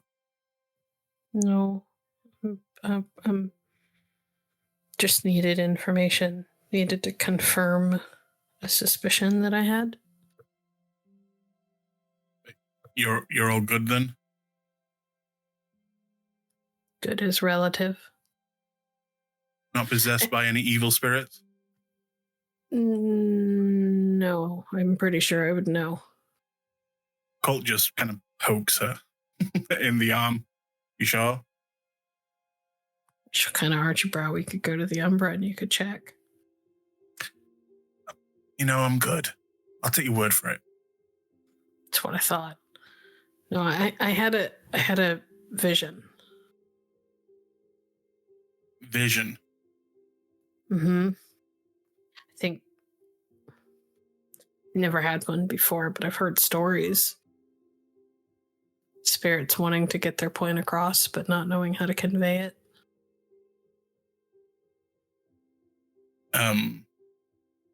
Okay, a good vision?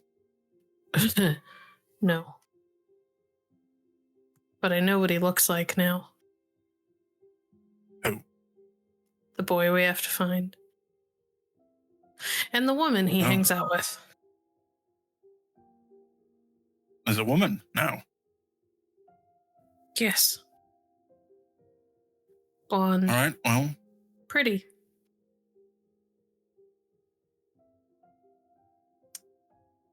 All right. You have visions now. That's cool. As weird for me as it is for you, trust me. But you're all right. It's not like gonna blow up your brain or anything. I don't think so. I woke up feeling like I was being cooked, but I'm obviously okay, so. I mean, I've had that feeling too while I've been here. This place is really fucking hot. Oh, no.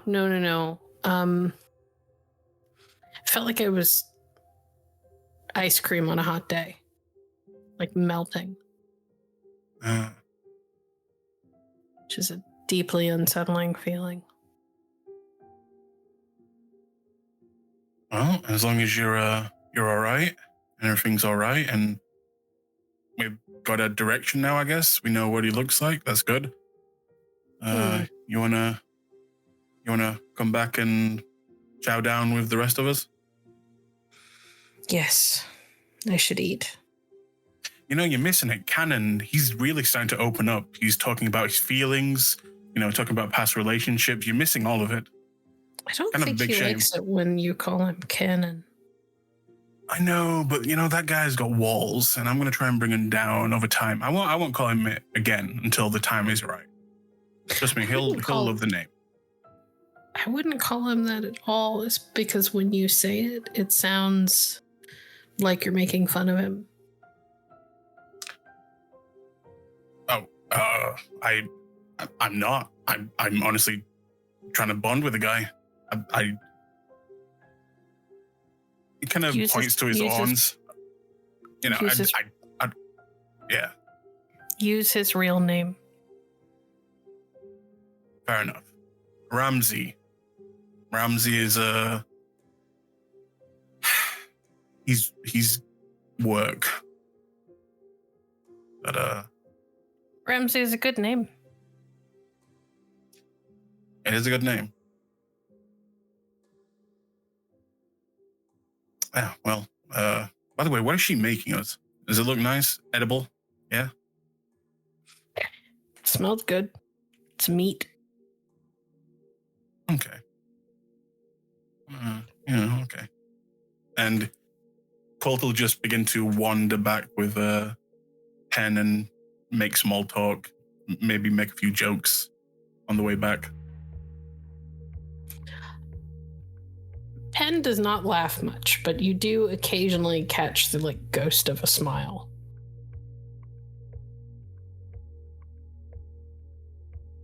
She doesn't seem put off, she's just quiet. That case, when we kind of get back with the others, I'll kind of walk in and just say, "Hey, look who's alive." Well, that's a net positive. You all right? As I said, all right is relative.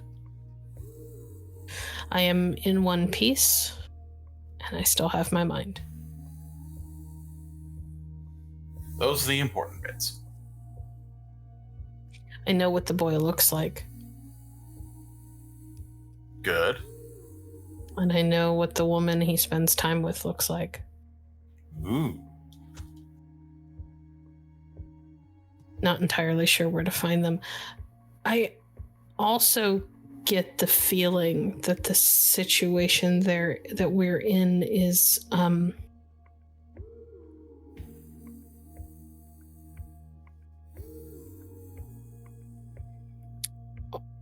balanced on a pin. Push too hard one way or the other, and everything falls apart. You have to be careful. Not be too... We have to fight the urge to be too brutal until it is absolutely necessary. Well, I mean, there's Black Spiral dancers involved. I don't think there's too brutal for how to deal with those fucks. With them, true, but this situation is bigger than them.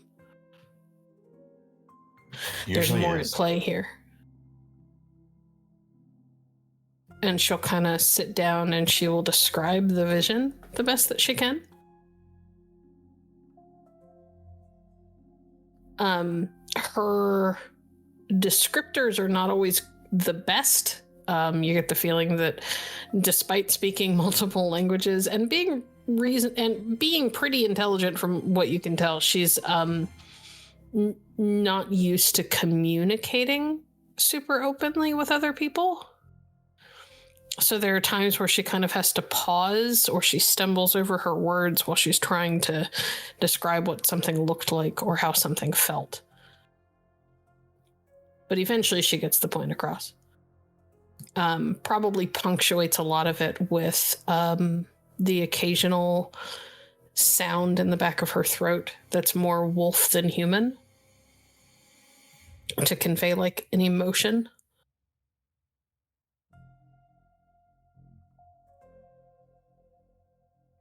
So you all get the story about the snow and the two young adults You get the story of how they're laughing and having their carefree time in the world up until they reached the building with the bright white lights. The moment that they touch the building crashes and tumbles, and then that's when the heat begins to rise.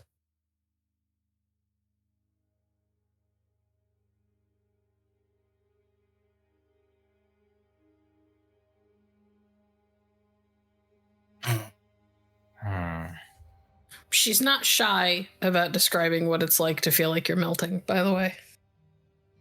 Yeah, it makes sense.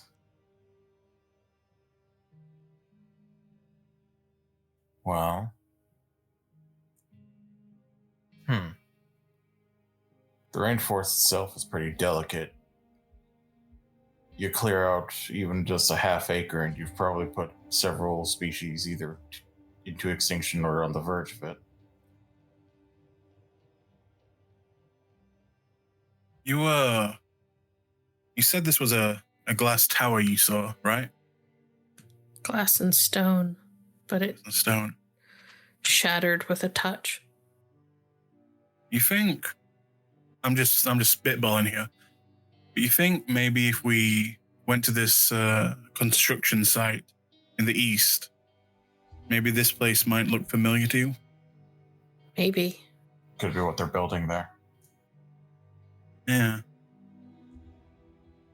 But we need to find the boy and the woman first. They asked for help. She asked for help. I'd go now if I could.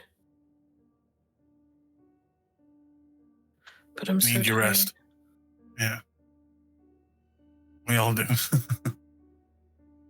Yeah, we all got pretty fucked up there. You especially told. Why the hell didn't you shift? Oh man. Don't worry about it. All right. Yeah. I mean, in this vision of yours, you didn't happen to maybe see something familiar, like whereabouts they might be, so we could track them? No, they were in snow. Oh. And so obviously that's not helpful. But I am good at picking up on trails. This might be a stupid question as well, but you didn't so happen to be able to smell in your vision and you got a whiff of these guys, did you? I'm going to assume the answer to that is no, Legacy.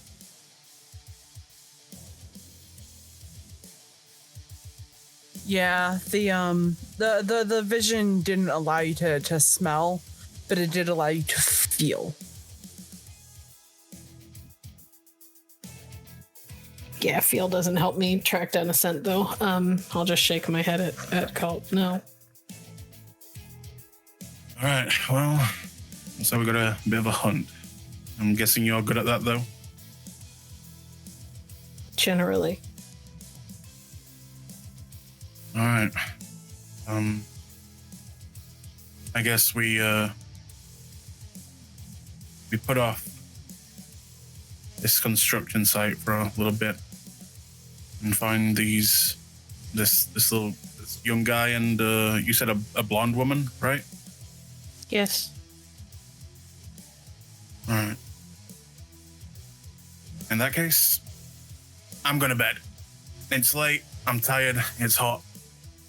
And I need my beauty sleep. I mean, I'm going to wait to eat. I'm going to finish off my meal first. But yeah. Also, I think I might put up a few, see what I can't move around. That way, if something comes barging in, they might have to go through a few extra layers of whatever the hell before they start clawing into us. Out of curiosity, what is the moon phase right now?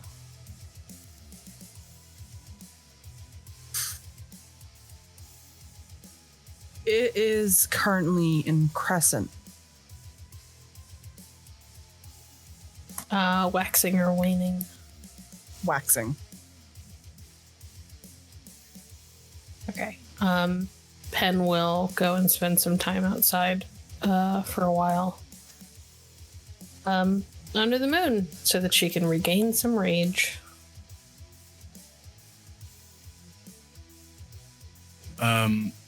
As Kult gets up to kind of make his way to some place he can be alone to, go to sleep, he just stands up, looks down, and says, "Hey, Ramsey, just wanted to say, good job today."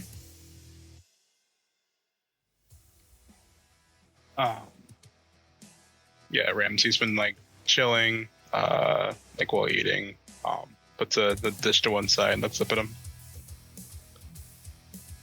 You as well. I'm not sure what your hang up is, but work on it. If you need advice, I'm here. As far as tapping into the wolves, I'm not Pen, but it's like breathing to me. Let me know. I'll keep that in mind. Good night. Night.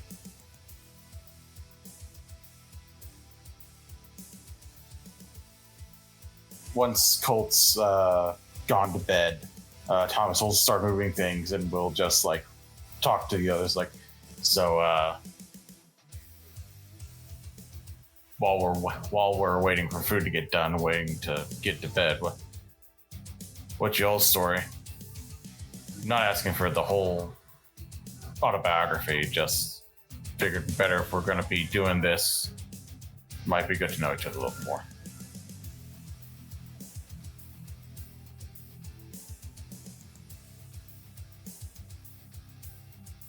My only goal is the complete extermination of the dancers. Nothing more. I can get behind that. I already told you what my specialty is.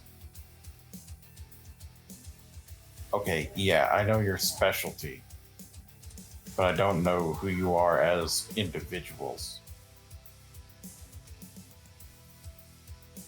There's not a lot to tell. When I'm not doing this, spend most of my time cracking down trafficking groups and dismantling them.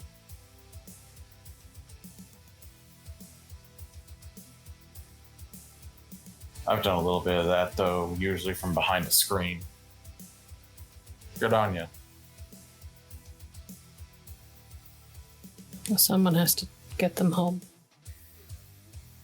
Couldn't agree more.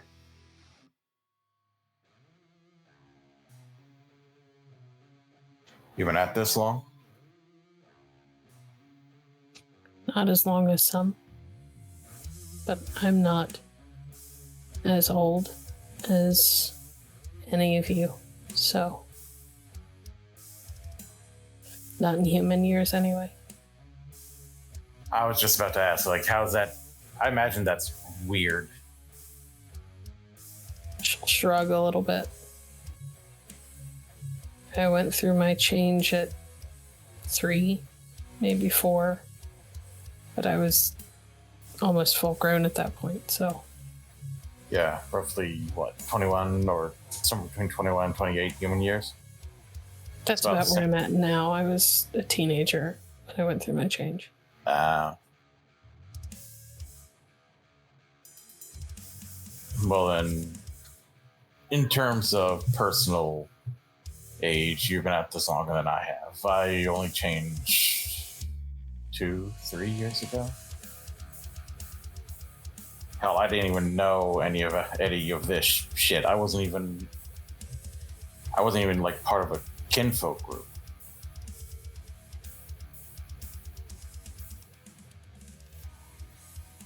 I was just unlucky, I guess.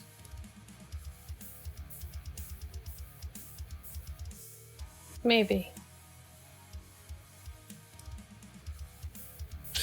You have something I could never have.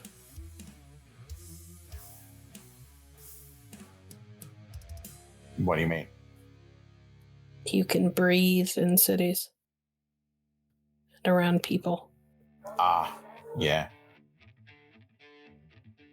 It's difficult. I can handle it in short doses, but I find people frustrating. Yeah, I definitely get that. There's a lot more people can hide in what they say, how they say it, and even the way they look when they say things. I imagine it's a little bit simpler when it's body language and, well, pheromones, as it were.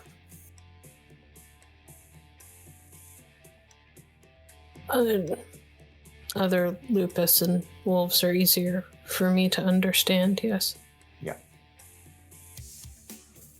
Um, Sometimes I wish things were just that simple. They are. Sorry. Humans make it more complicated than it has to be.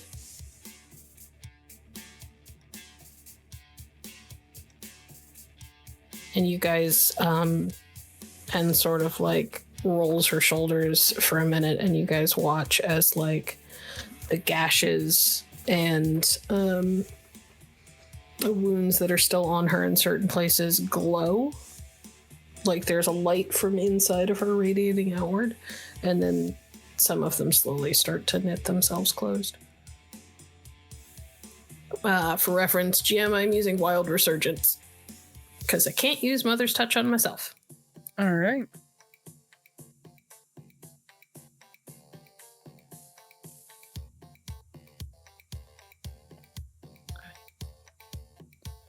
So, I don't want to...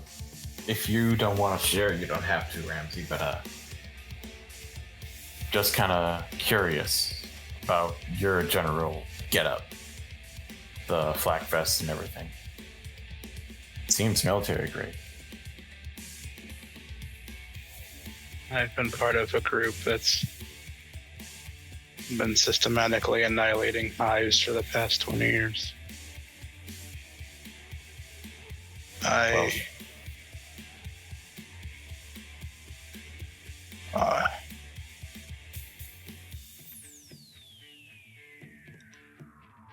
My brother was taken by them.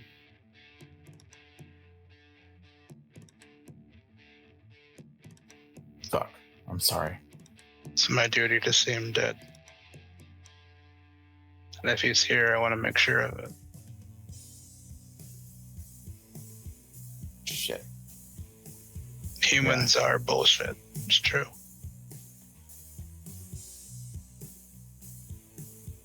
I've always been more comfortable with the wolf. And I don't like talking much neither.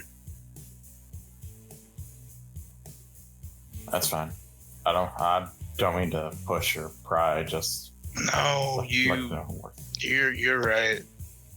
I think for the first time he like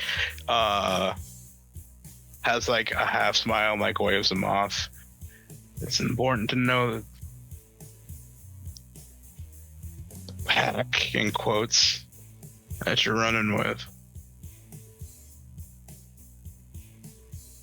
I've just seen a lot of people die. Good people. And I don't mean the dancers killed them, as in taking their souls in the traditional way. They dragged them down into that goddamn labyrinth and twisted them.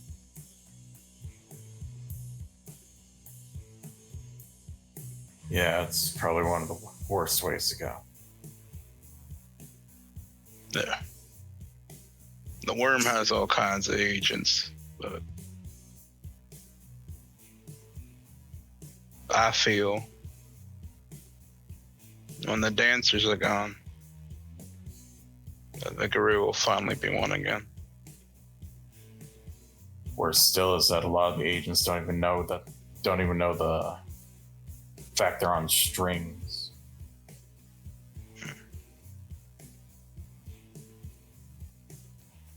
And a lot of the agents that do cause a lot of collateral damage. My buddies were collateral damage when I first changed.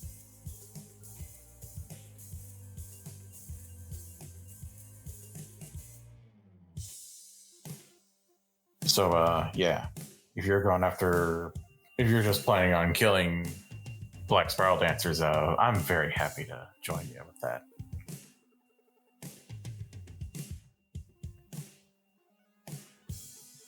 Yeah.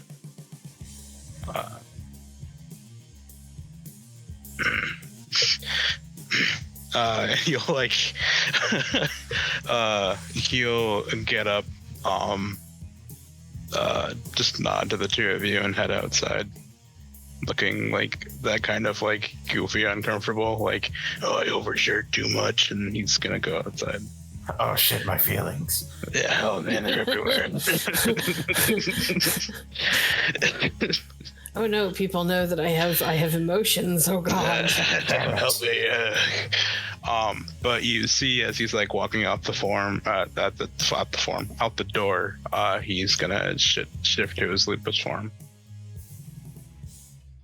All right.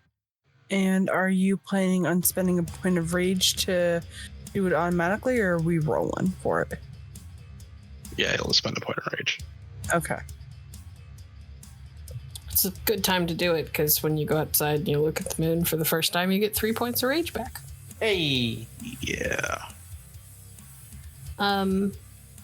Before Pen goes to bed, she will drop into her lupus form, which I don't have to spend anything for. It's just where she's comfy. And she's gonna do that thing that like wolves and dogs tend to do, where she like kind of makes a circuit of the space, and like checks in on people. Predominantly, she's looking to make sure that Kult's okay. Okay. And what is Thomas going to do?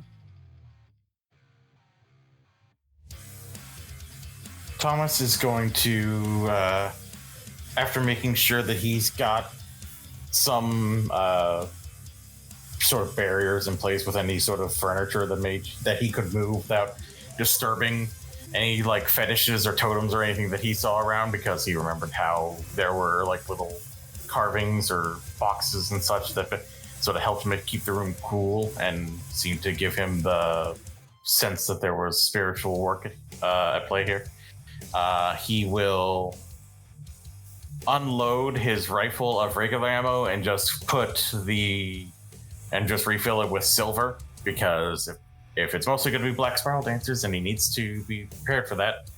And then he will find a chair and lean back and sleep with his rifle across his lap. Back to like a wall and facing the entrance. Okay. We'll say that Pen was able to make the rounds and check in on Kult, and he looked relatively safe. Could I just add, are you like going in and like I could see you looking in on me, or is it some kind of ability? Yeah, you see a sleek black wolf kind of pop their head in to where the area where you are. Okay, in that case, Kult's kind of fiddling with a necklace, and he's kind of with an open wallet looking at what looks to be a photo in the wallet, but as soon as he sees you, he quickly just flips it closed and puts it away, and just kind of gives you a nod. She'll kind of stare at you for a long minute in that way that animals do, and then she will turn and walk away. Go find herself a nice cozy corner to curl up in. All right.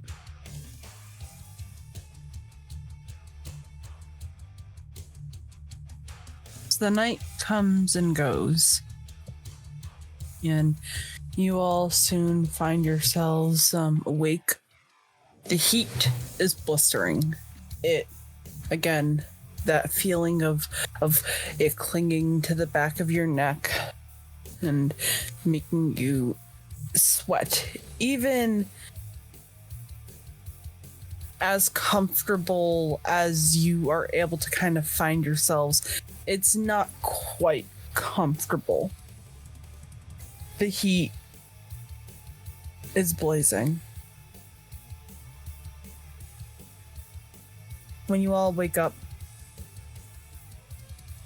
it's bright and the sun is out, and you again smell something delicious being made on a hot stove, quote unquote.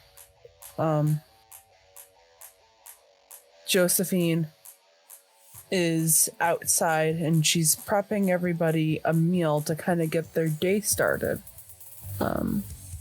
It's another version of some sort of meat dish, but this time there's fruits and edible flowers, and it's big. It looks like that she's trying to kind of like clean out the pantry, so to speak. Like she's kind of making you guys a mess of just like different things. Calls out for all of you to come and join her, and kind of sends Pen to play translator to wake the boys up. The space looks different as you all kind of make your way back into her home for a meal. It looks clean. Like she went off and put forth an effort to make it comfortable, especially for those who are obviously like used to being like city areas. It's nowhere near as furbished as like a standard house would be, but it's comfortable. The cushions on the floor are fluffed and have slightly more padding and aren't nearly as dirty as when they were when you guys first entered the house. The carpet on the ground is clean-ish. There's still like dirt and a little bit of blood, and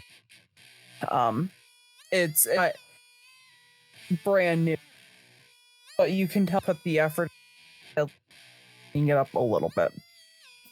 She offers all of you a warm smile and gives you all a different variation of the same good morning greeting, putting her knuckles up to your forehead and just holding them there for a moment. Some get the treatment a little bit longer than others. And when you all eventually sit down, she asks if you are all still to bring her to that town. I am planning to. Before we go any further, though, what is the role for shifting its primal urge and what? Stamina, I think. Stamina and primal urge. Okay.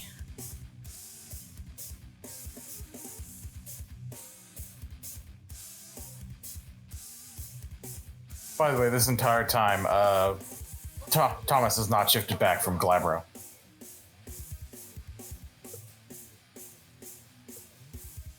Yeah, Unless sleeping shifts you back to your breed form, I forget.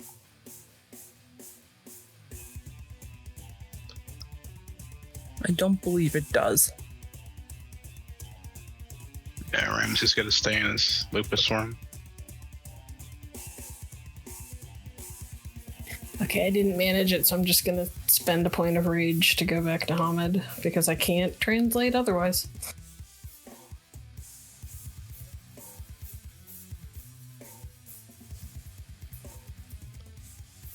All right. So you spend your point of rage, you're able to easily transform back into Hamid form. And that's when she asks if you are planning on taking her out to that town. Yes.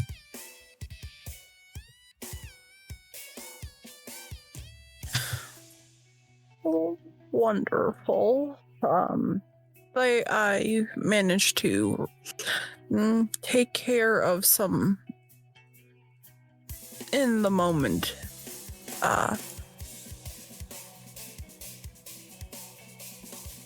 things before we take off. You are all free to use the land as you see fit until I am back. Just that you will keep it safe.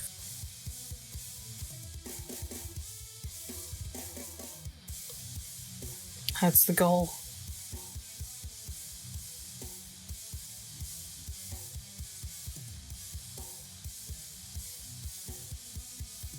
So, are we? I mean, are your friends gonna go pick her up, or are we gonna get her there? We gotta get somewhere that I can make a phone call. Any good at climbing trees? Me? Yeah. I don't think that even climbing the tree would get us anywhere close enough to near a cell tower to make a reliable call. Yeah. We've gotta get close to civilization.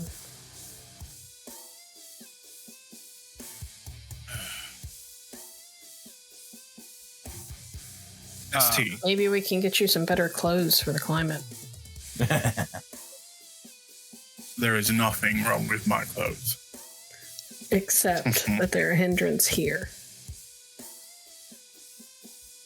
Yeah, Kult, your suit is dirty now. You didn't even shift forms, but just the sweat alone ruined like the underarms of your suit.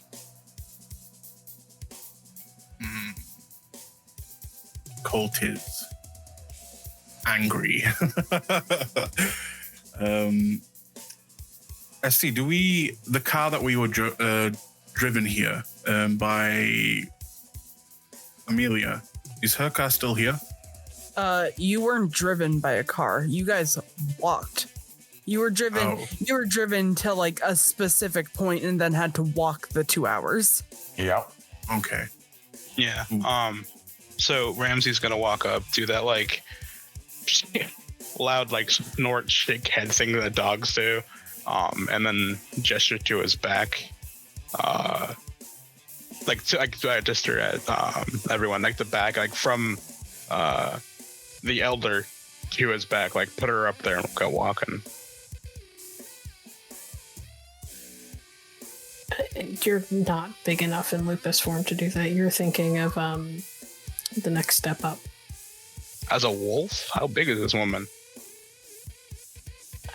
Wolves are not necessarily big enough to carry whole ass hunts.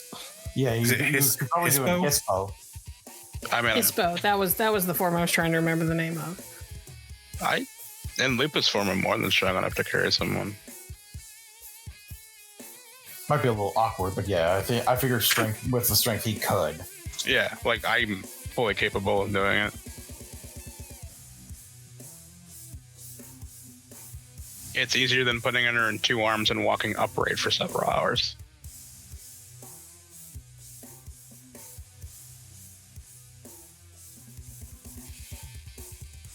So are we going now then? Yes. Yep. All right. Do we need to could you ask her, does she need to bring anything, luggage or things that are important? Does it look like she's prepared anything to take with us? Because I did mention yesterday that she should pack if she needed anything. She's got all of her finest. Her maybe 3 sets of clothes. That little box and maybe some food. And that's all she's really got. And the thing that is her quote unquote luggage is like a plastic bag that looks like it could maybe be about 3 years old.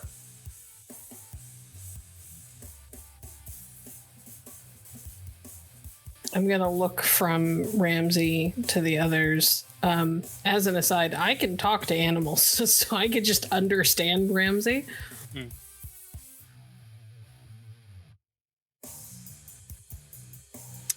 And then I'm gonna look back at Josephine. I think he intends for you to ride him. Oh, they should be good.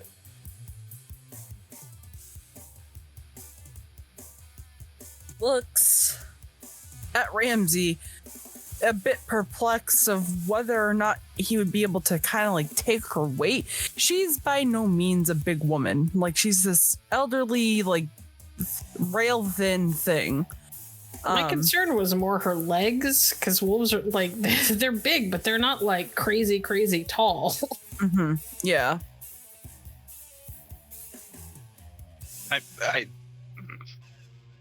I have more than enough strength, and I don't think her legs. I mean, she's like in her 80s, right? I mean, I don't see what the concern is. They shrink, right? Yeah, I mean, she's not that. She's not like this, like like a 200-pound plus person, like a small, frail woman in her 80s. Like I said, it wasn't the weight that confused me. It was that her legs are long. ST, would she be comfortable on the back of a normal size wolf? I mean, I'm not a normal size wolf. I'm an hour, and I'm bigger than all of you. All right. That is fair. Yeah. She'll consider it. And to spare Ramsey's feelings, she'll just climb on the back of him and rest her bag on like the little like crook of the neck and like where like the wolf's like spine reach. And she looks back at Pen and just whispers, "This doesn't humiliate him, correct?" It was his idea. Thomas is taking another photo. Bless you. If he's humiliated, well, then he's done it to himself.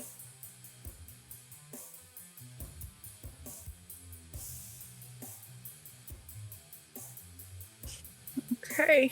Well, bring me to Yuza's city. And her saying that, she looks very uncomfortable.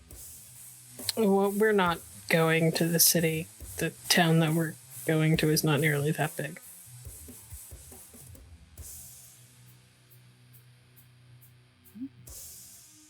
All right, then.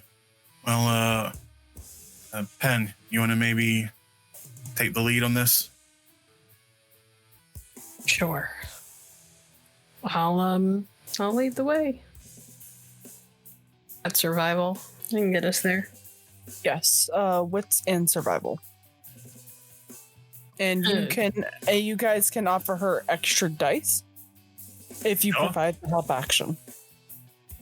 I will assist as best as I can. Or you can roll your own wits and survival. Yeah, I'm just gonna help her. It would just be better that I help her. I'm gonna help her as well. Okay. So you get 2 extra dice. I'm going to say that because Ramsey is carrying Josephina, he's not able to help because he's got to focus on keeping her balanced. Understood.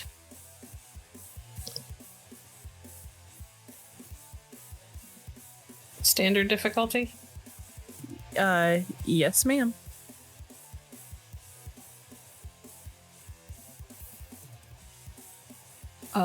That's 5. Yeah? Right? Yeah, wonderful. You guys are the journey is long, and your feet begin to hurt from all of the walking.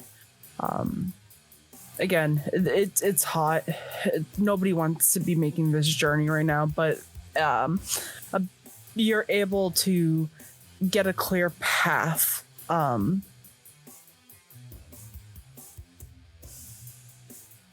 Also, the tag under my stamina is tireless, which is really coming in handy right now. There you go. Yeah. After about an hour and a half of walking, Josephine does make the recommendation. You all stop and at least take a small break.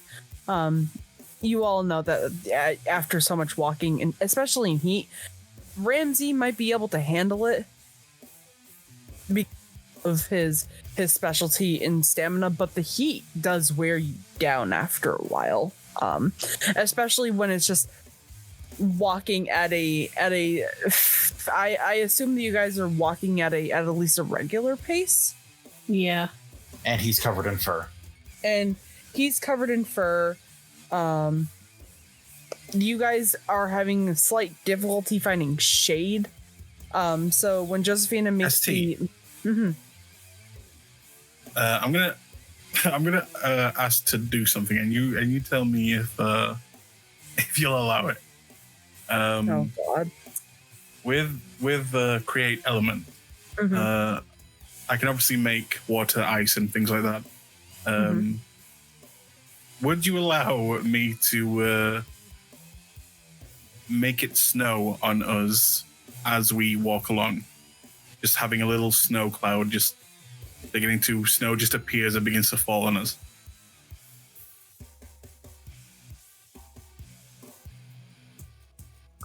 Make me the check, and depending on how many successes you get, we'll see. Fair enough.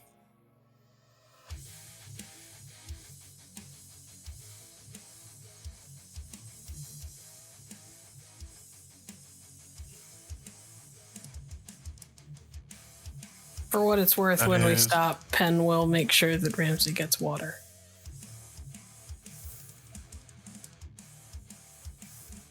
Because he got no thumbs. You ain't No got thumbs. All successes. All successes. Holy cow. Holy Everything. fuck. Yeah. Yeah, you make it snow and hail. Fuck you get both. I just start pelting us with ice. Yeah, Kult is gonna, as he sees everyone kind of getting worn out with the heat, he's just gonna take a breath, look up into the sky, put out a hand, close his eyes for a moment, and then a gentle snowfall, bringing down a cold breeze, will just begin to follow along with us, and snow will just surround us and begin to follow along, cooling us all down. Oh, that's better. Whew. Interesting. Much as I appreciate this, once we get closer to town, we'll want to lose this. It might be a little bit weird. Yeah, you have a good point. But in the meantime, just enjoy it. And yeah, Kult provides a fresh, nice breeze, kind of similar to what the box does, actually. But cooler. Both in a literal and a figurative sense. Thank you. You get one. Hell yeah. After a few minutes, you guys are able to kind of like rest up, drink water, cool down a little bit, and make your way towards the town. The walk to the town takes a little bit extra time, and it is small. Now, I have one question for Kult. Mm-hmm. Are your horns out? Always. I will make a note of that. Should maybe not follow us into the village. Do you say that to Kult? Es el diablo. Yeah, when we get close enough, Pen will kind of look up at your horns and chew her lip a little bit. Much as those don't bother me, they'll bother normal humans. Yeah, I mean, I usually get around pretty fine. I just tell people I'm an actor, you know? Let them know that we're doing some shooting nearby. Usually, you know, chills them out. This is a backwater in the middle of nowhere on the edge of a jungle.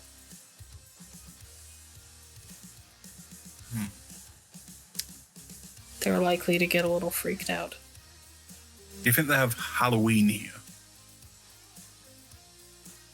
Not like we do in the States, no. And not yet. Hey, Yeah.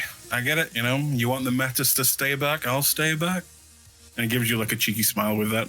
Oh, And we'll kind of roll her eyes. It's fine, go. I'll wait out here. I'll wait in a bush. Yeah. Gonna look back at Ramsey. We also probably shouldn't be bringing a full wolf into town.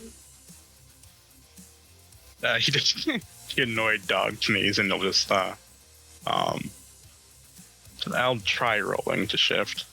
Okay. Yeah. That's Stamina. Trying to go to Hamid? Or if you're trying to go to Hamid, you can just do that automatically. You don't have to roll for that. yeah, because that's your breed form and shit. Yeah. Oh yeah. So he'll just go to Hamid and like shake his dreads and like all right. Okay. Someone should stay with Kult so that he's not alone. I'm fine, okay? I'll stay on the side of the road, stay on the outskirts. I'm not worried about them. I'm worried about you. There's black spiral dancers running around. You don't think I'm worried that they're gonna sneak up on you? Hey, sorry, raise your hand if you defeated a black spiral dancer with your voice. Oh, just me? Oh, that's just me. Okay. I'm good. You did one, not like 12. You also almost died in the process.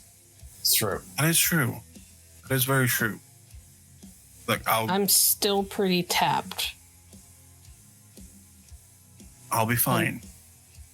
Seriously. And you don't know what you're going to be facing in the town or city. Let's not forget that's where the worm dwells and shit, yeah? Well, it's where the Weaver dwells, but anyway. Well, yeah. Pen will just sort of pinch the bridge of her nose. I just don't want anyone to be alone. Not you, Burning not any daylight. of us. Come on. You just gotta be stubborn. And this situation, it's a good thing. Let's get going. Look over it. He'll bow at Josephine and again and just like offer to pick her up again. Yeah, and she will do. So is anybody staying behind with Kult? I can't because I have to make the phone call. Right. Ramsey isn't planning to now. Okay. Thomas is going to assume that Cult's got this. All right. So we're splitting the party. Got it. Yeah. Yeah, as we walk away, Pen shoots Kult at least one worried look. She's just like, I don't feel good about this. This feels bad. And in response, he gives you the gun fingers. The gun fingers. I really hope he's not dead when we come back. I don't think he'll be dead. I think he'll have talked whatever attacks him to death. Speaking of talking, can I borrow your phone? Yep. And Just Pen will careful. pull I out think it's her only phone. like 20 left. Pen will pull out her phone, but her phone is like a shitty little like flip phone, which definitely doesn't have bars out here. Mm-hmm. But assuming that Thomas's has bars. Possibly, assuming that I've probably tinkered with it enough, given my maximum technology. Yeah. Thomas, your phone is currently now, because of the night and everything, at 32%. Yep. I gotta be careful unless we can find a place for me to charge it. So, you pick up the phone and you dial one of your contacts. Describe to me who you are calling. So I work with people in this part of the world fairly often, dealing with the trafficking rings. So I'm probably calling like one of the people who keeps like a safe house that we take people to after we've broken up a ring and we're trying to figure out where people belong. Mm-hmm. Because they would have the kind of like facility to keep her comfortable. It rings once, it rings twice, it rings 3 times, and just as you think you're getting to voicemail, a soft feminine voice picks up the phone. Hello? Hey, it's Pen. Pen. And you recognize this voice. Her name is Rosa, and Rosa is actually one from your pack. She is a huge activist for keeping women safe, especially the women in the area who are more likely to be subjected to things like human trafficking. Especially like women who are usually on like the party scene and find themselves alone. You know that she's not built to fight. She's built to bring in resources and help people find places to stay. Okay. Do I know if she speaks Greek? She does not. She speaks, but you do know that she speaks Portuguese, English, and Russian. Okay. Then I will just stick to Portuguese then. Okay. I'm sorry to call out of the blue. The elders sent me on a job, I guess, and we're helping some people in Brazil.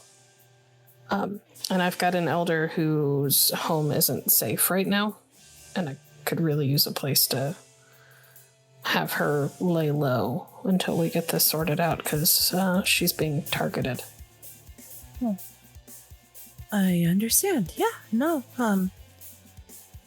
It's good on you for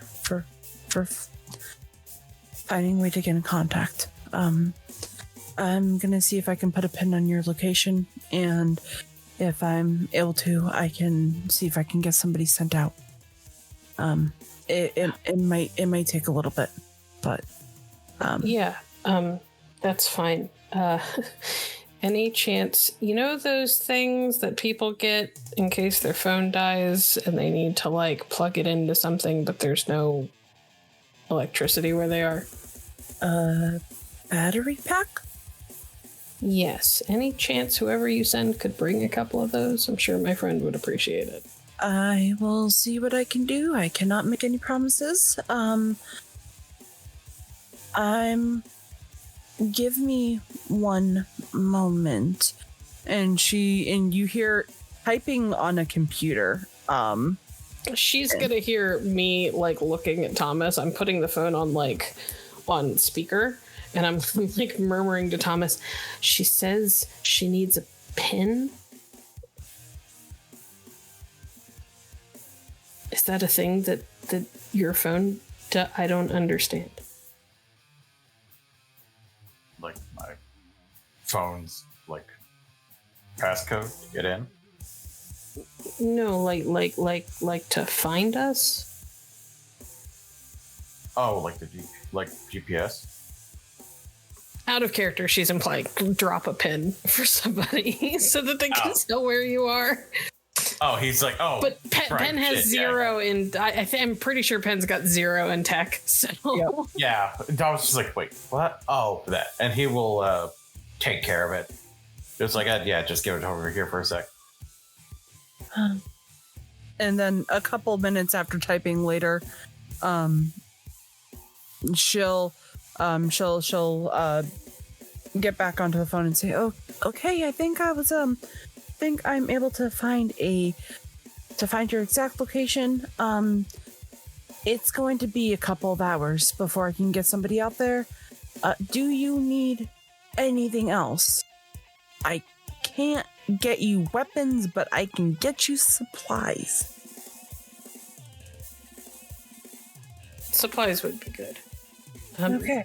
Water, rations, that sort of thing. We've got to go back into the jungle, so. Understood.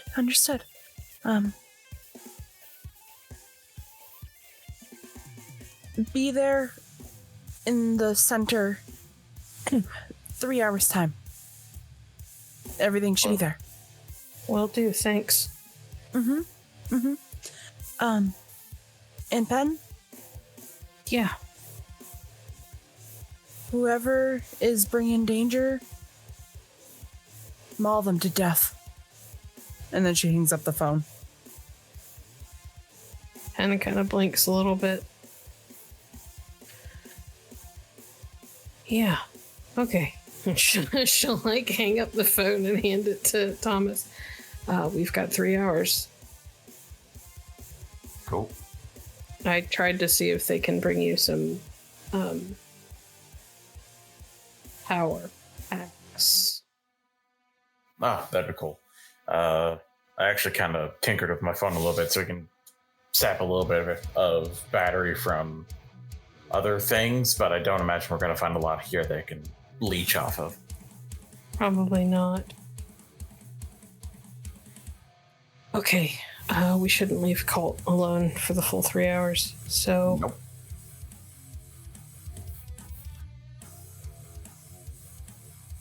All right. As you all, I assume that the 3 of you are going back to be with Kult while you wait? Yep. That is Okay. the plan. All right. Then you all go back to be with Kult over the next couple hours to allow you all some time to just, again, it's all in the waiting game. Oh shoot, could I just have like asked for like a basic change of men's clothes? We'll say that like when you say supplies, we can say that you implied that. Okay, cool, thank you. Yeah. Pen would have I will thought also of that, say- but I BP am running on like 3 hours of sleep, so All right. I'll also say when they come back, Kult is sat in a pile of snow at the side of the road.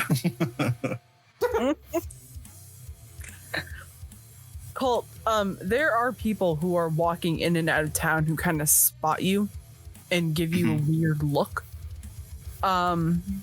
You don't speak Portuguese, so you don't know what they're saying when they look at you, but they give you odd looks. Every now and again, children will pass by you, look at the horns, and go to reach out to touch them, but their parent, or what you can assume are their parents, pull them back and like say something in Portuguese, and you can kind of hear a kid being like, kind of like but mom. And they go about their way. Whenever someone looks at me, I just smile and wave. And when it comes to the kids, when they're kind of like being pulled away, I'll just like throw some snow at them, kind of, try and make it playful, and then just keep waiting. Yeah. So you all get together again, and begin to wait. And a couple hours goes by, and you, soon enough, you see a truck pull into the center of town. And that's where we're going to end tonight's session.